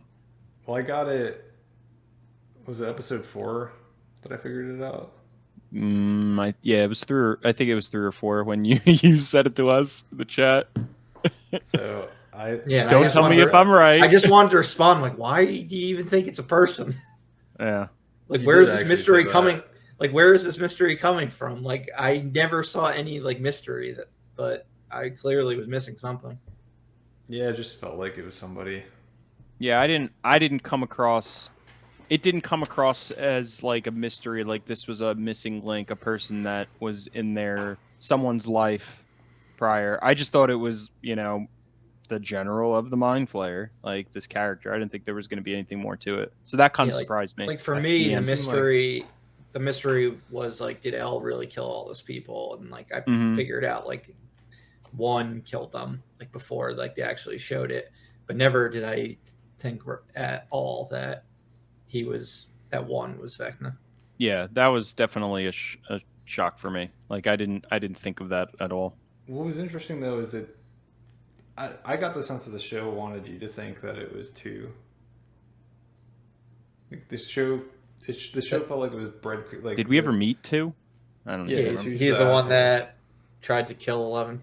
Or beat the shit out of 11. Yep. And it felt like they were breadcrumbing you to 2 as like a misdirect, and I was like, 2's way too obvious.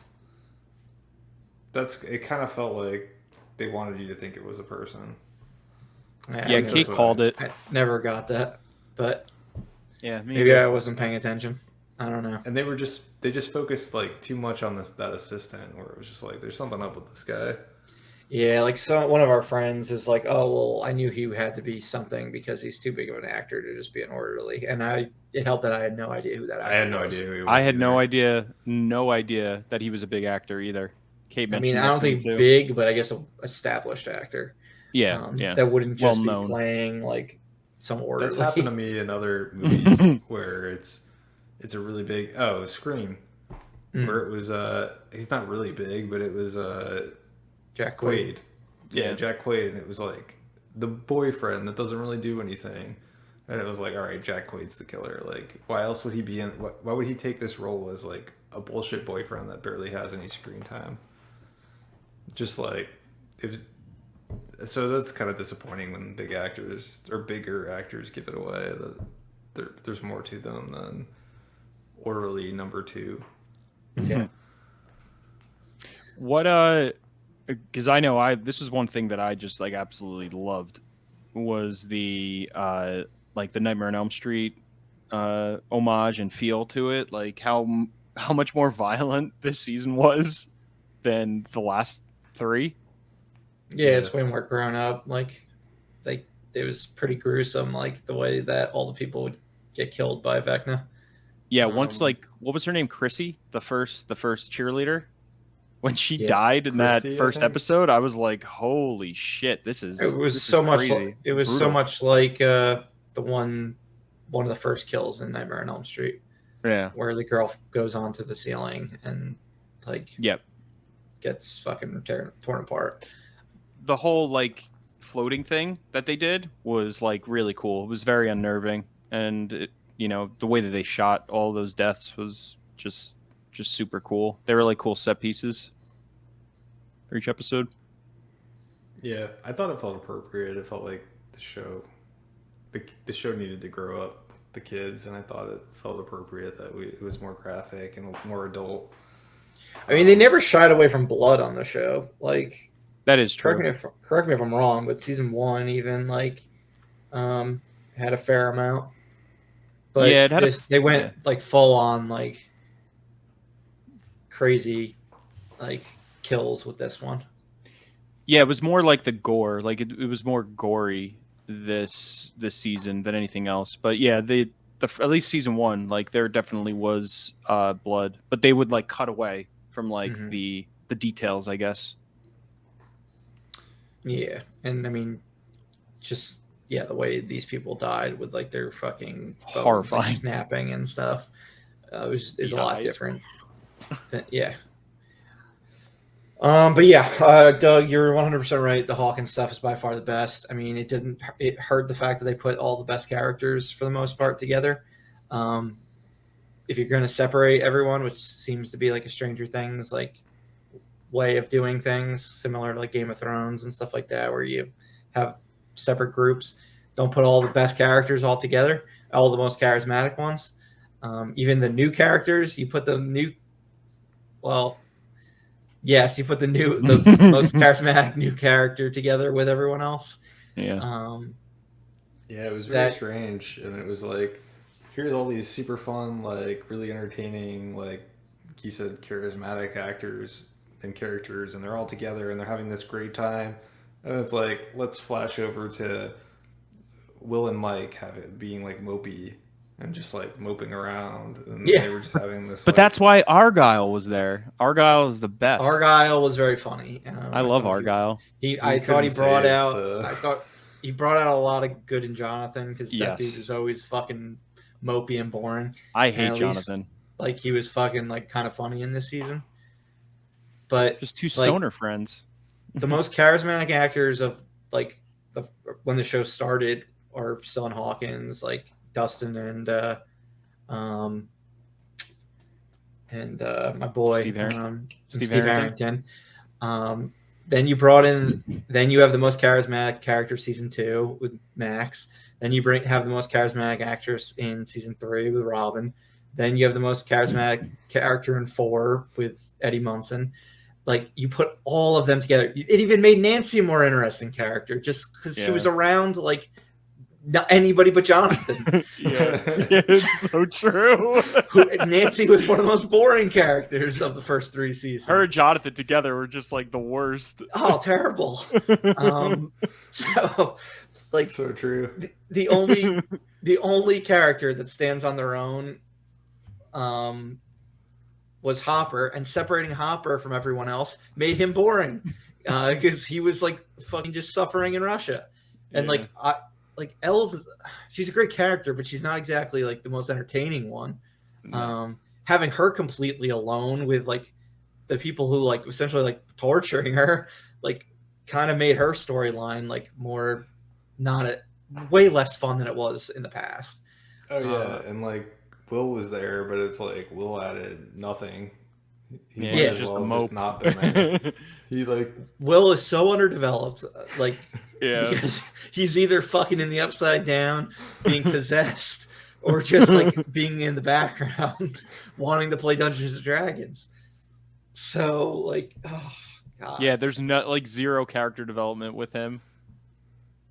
Yeah, let's fucking have Paul Reiser be with 11. That'll fucking like get the fans fucking jacked up. Like, oh, we'll bring back Matthew Modine's cryptic fucking villain / I guess not a villain, and just have 11 in Minority Report baths, like going with the slowest pace flashbacks. The pacing sucked. I couldn't binge this season, which was annoying because it felt like the episodes were so long. It's going to be fine with the second half because it's going to feel like a movie. So like, I'm going to plow through those last 2. But with these first 7, like it took me 3 different watches in order to do it. Maybe 3 or 4, and to watch just 7 episodes. And that is very unlike. I somehow watched Things. all of it in one sitting. Yeah, I definitely couldn't have done that. And there was also so much content on Memorial Day weekend. It was like, all right, I'm going to go see Top Gun. All right, I'm going to watch the first 2 Obi-Wan. All right, there's a bunch of other TVs I still have to catch up on. Mm-hmm. I think what was frustrating to me was that if they weren't, there's a version of this show or this season that could be so much tighter if they just were willing to cut storylines. Yeah. And it just felt like they were just given a lot of time and money to shoot a lot, and they just they just went. They're afraid to kill their darlings. They're not. are not killing people on the show. They're saving it for the final season. But I said this to Corey the other day. There's certain characters that at this point you really can't kill because you've already faked their deaths before, so it's going to lose all like thematic weight. Like Hopper's already fake died. 11's fake died. Will's been fake dead for 4 seasons now. Sorry, I don't want to. That, like, yeah, like I don't know. They're afraid to kill the important characters on the show, and it is hurting because they're adding new, more interesting characters as well. And there's just too much that they're trying to do, and that's why you need to have these. Well, I mean, you don't need to have these super long episodes, but if you want every actor to be happy and have something to do, which I don't think all the actors are happy. From what I understand, like the dude who plays Jonathan isn't exactly thrilled with the fact that his storyline has become kind of a joke. I don't blame him. You're stuck with super long episodes where only some of it really feels essential. I mean, we'll see how the season concludes. It's going to be by far the best part of the season because it's going to bring everyone together. But I don't know. I hope they don't do the same thing in season 5, or they figure out a way to do it better. Yeah. Well, I at this point, I don't know. I don't think that they're going to kill off many characters, especially like what you said with Hopper. I mean, bringing him back the way that they did was like the most puzzling thing. I'm like, what? No one checked the scaffolding like below? Like no one looked. No one fucking looked below them to see a body laying there. He's a very large human. He's not small. Should probably double check that Hopper's not down there. And then no one checked it. Like, oh, he's not up here, so I guess he's gone. And then the Russian soldiers just like came in and just took him and somehow got him to Russia without anyone knowing. It's silly. It was so bad. Really silly. It was really bad. It was really. It just felt like you really couldn't come up with something better than that. Like, at least that really shook me into the upside down hole, and maybe that led to Russia somehow. And like, I would have appreciated that more than he dove into the scaffolding, and somehow this thing that vaporized everybody doesn't vaporize below a certain point, I guess. Or Joyce was just like, I was not here. I was gonna say with Joyce, like she's on the show now strictly like for her relationship with Hopper. So like, because now the parents are like beyond, like they're old enough where the parents don't really matter on the show anymore. Like Will's, not Will, Mike and Nancy's mom isn't even listed like as one of the main characters anymore. So like they're like, oh, I guess we need Winona Ryder to do something, so we can't kill David Harbour. Also, David Harbour is one of the most charismatic and beloved characters on the show, so we're not going to kill him. Not if he's in a Russian prison. And yes, exactly. He's no longer charismatic when he's just suffering the entire time.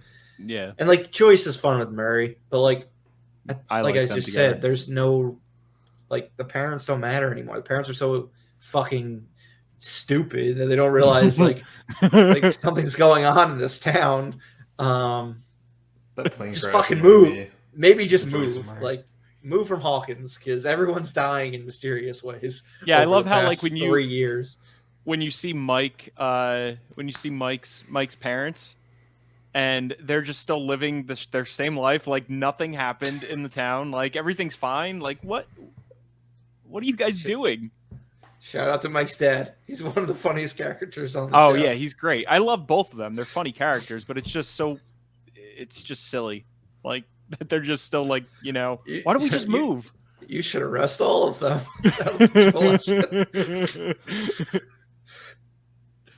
His kids aren't we there. texted about it, but like none of the kids that he's telling the police to arrest are his own. His kids aren't even there. He's probably like, well, they'll stop stealing my waffles if they're in jail. Can we talk about how old some of the actors look? Like how distracting it is? Yeah, I heard there's going to be a time jump for season 5. Yeah, there has to be. The Duffers are like, I think we're going to have to do one at this point. Like, what's his name? Forgot the character's name.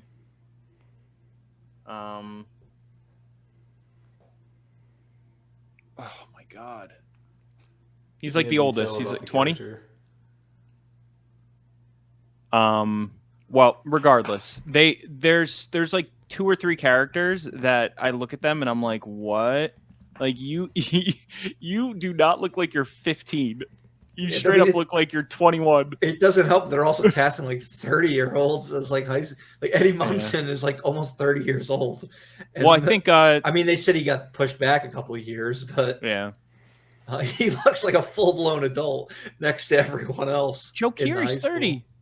Yeah, he's 30. I mean, they established that he was older than everyone else as well. But yes, also ridiculous. Lucas, that's his name. He looks like a legitimate adult. Like he looks like he should have some like 5 o'clock shadow. Like that. The only one under 18 is the actor plays Will. So they just continue to torture him with that horrible haircut.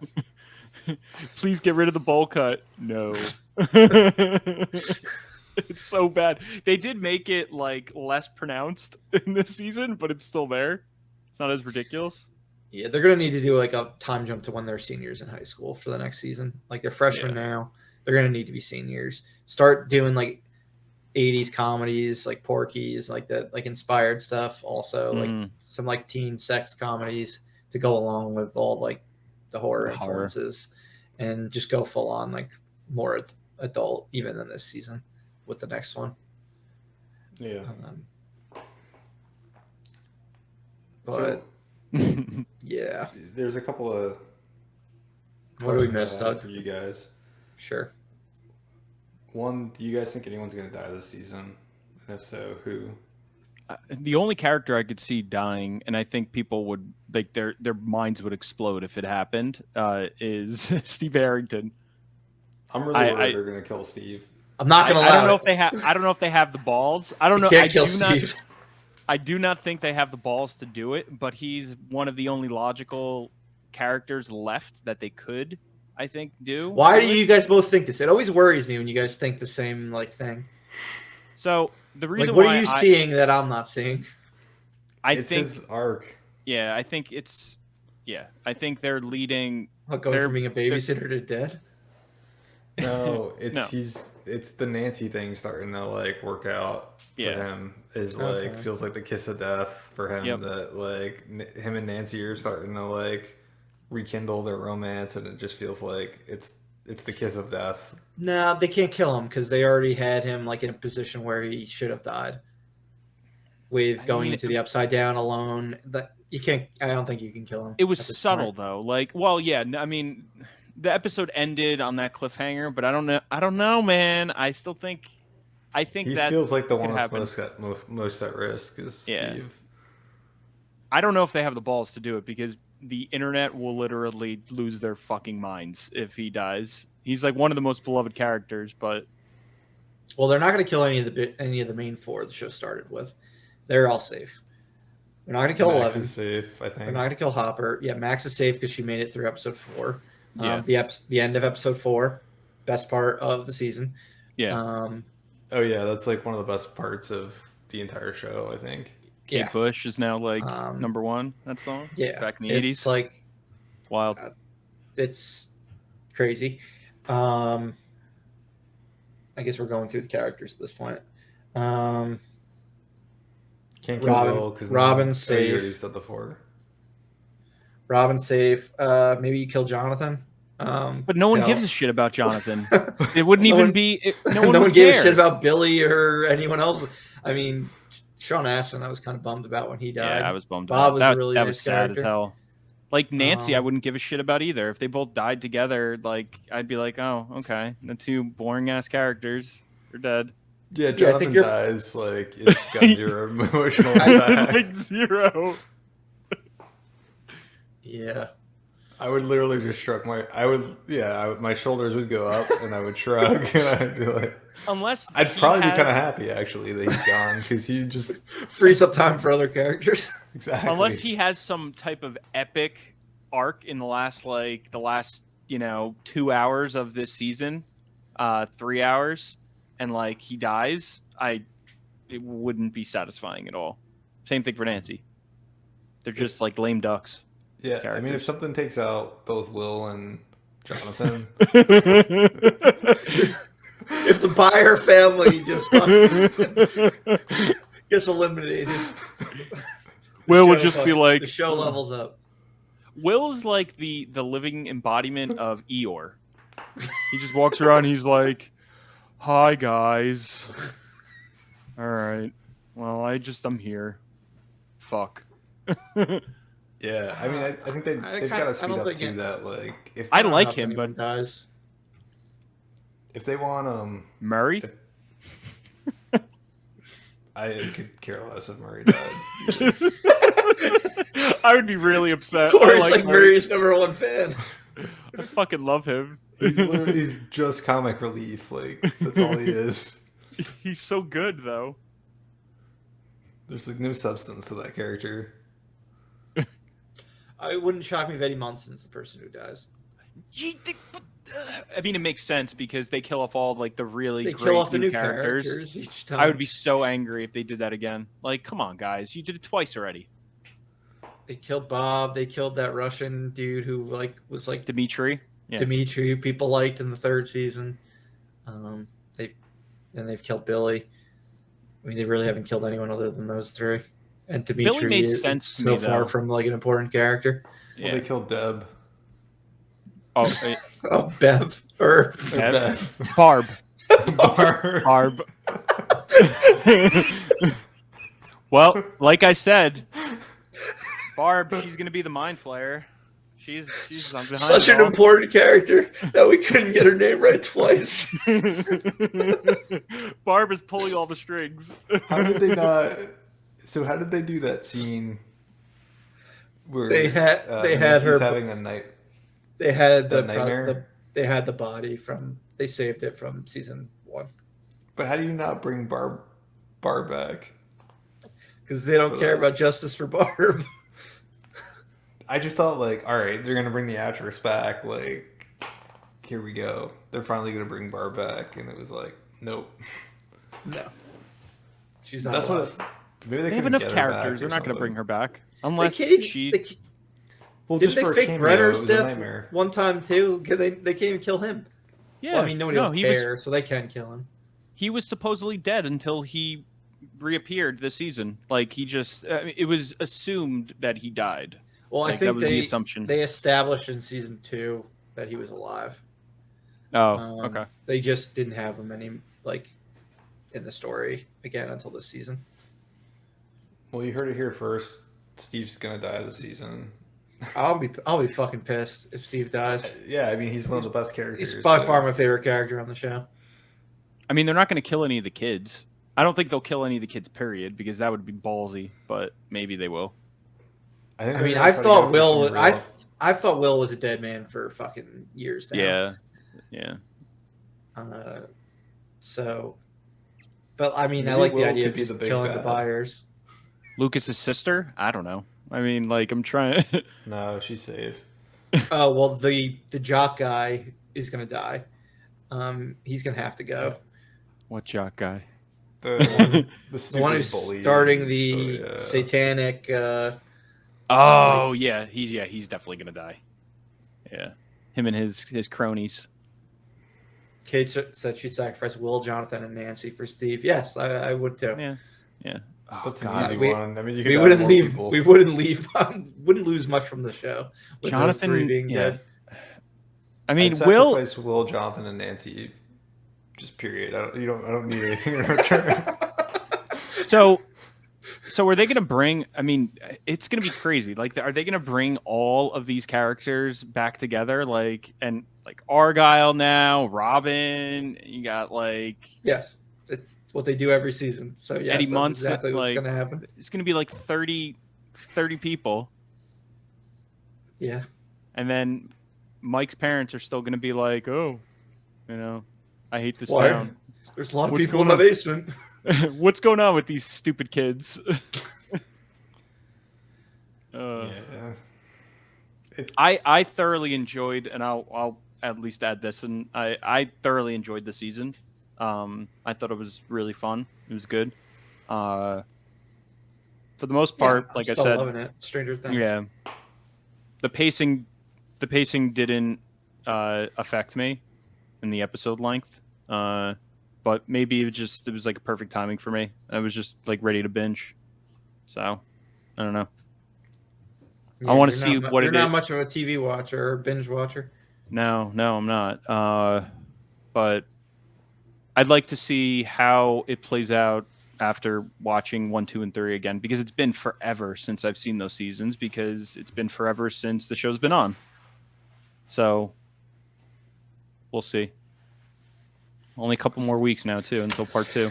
Yes, I'm very excited for those last 2 episodes. I'm excited for that. I'm excited for the last 6 episodes of Better Call Saul.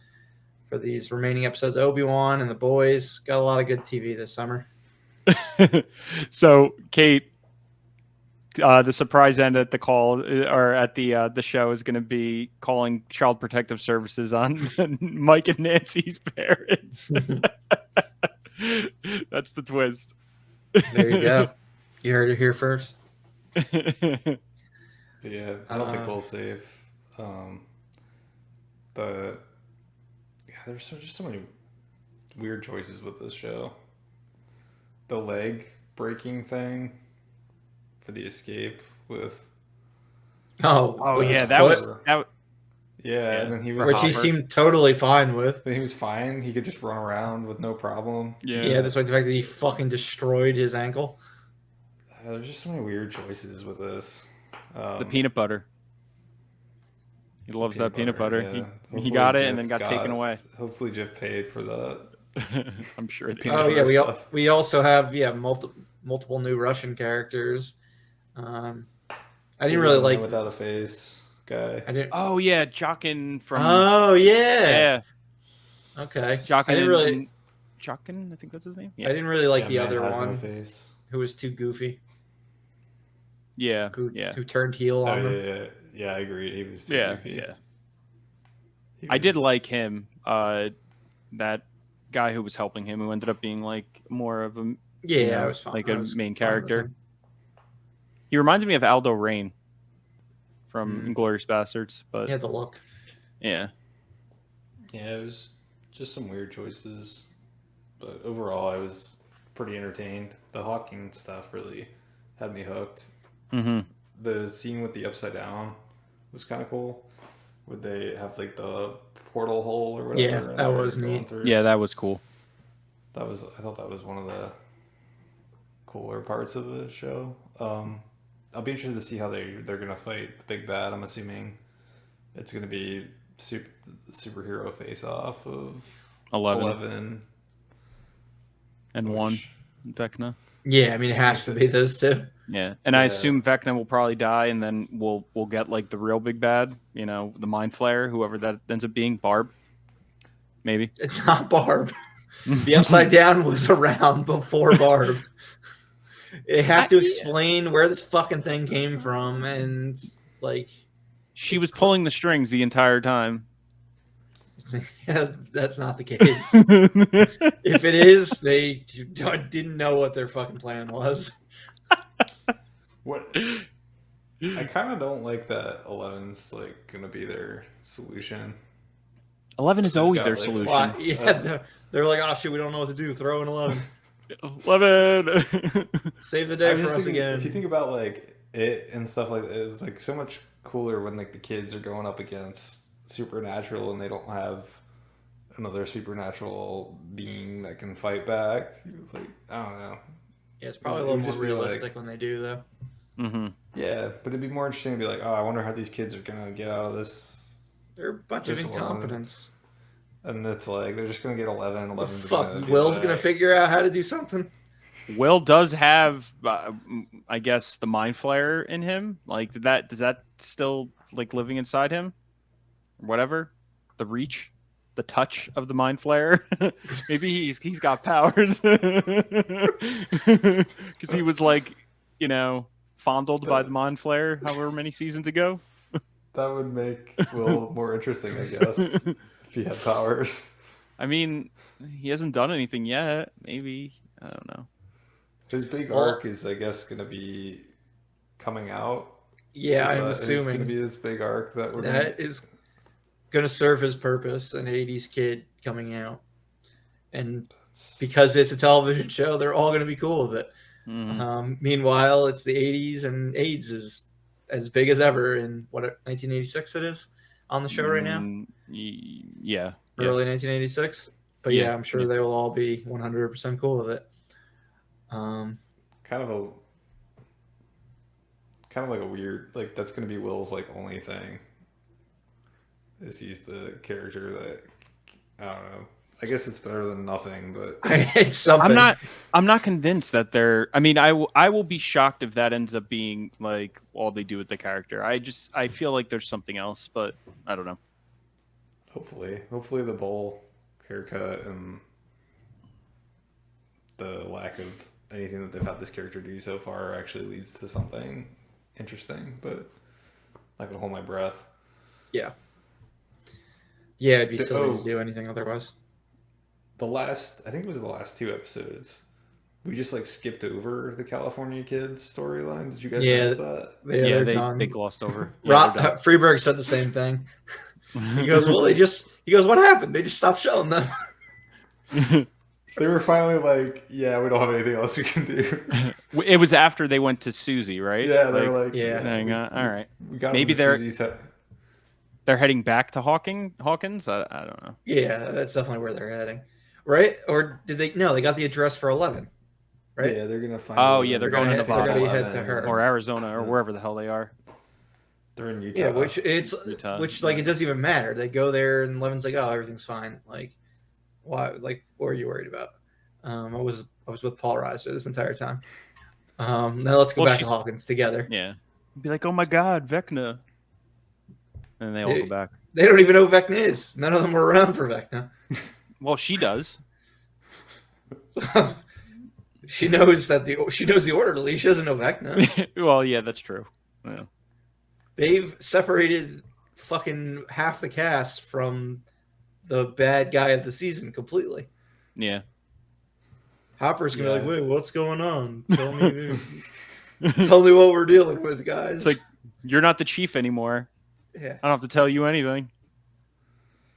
You just disappeared. It's gonna be weird trying to throw all those people together, and you somehow got smuggled out of Hawkins and the United States into Russia without anyone knowing. Cool. I don't know. I don't know. I'm sure it'll be entertaining 4 hours, but oh yeah. Yeah, I'm excited for it. I'm hoping there were some lessons learned from this season, and like I'm cool with more content, but like it's got to be interesting. Yeah, exactly. Yeah, like so make it 15 episodes, and like just make it interesting. 15 episodes.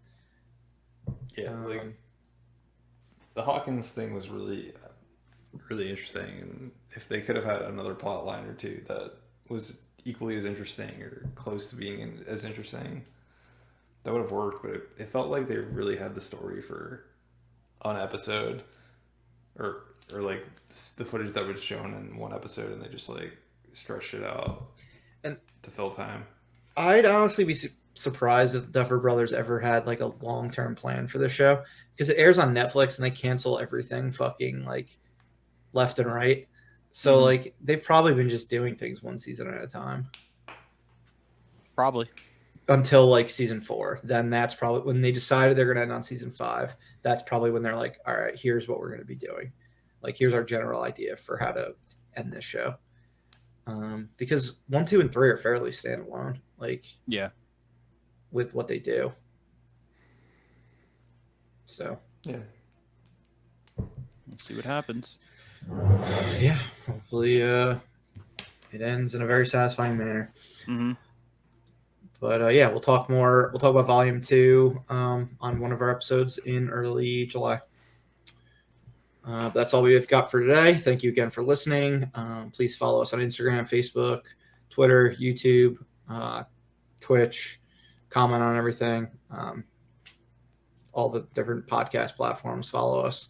And yeah, we'll let you know what our next episode will be about. It'll likely be talking about the conclusion of Obi-Wan Kenobi. But as always, this has been Corey, Doug, and Murph at Live Breathe Film. We'll see you again next time, film fans. Bye.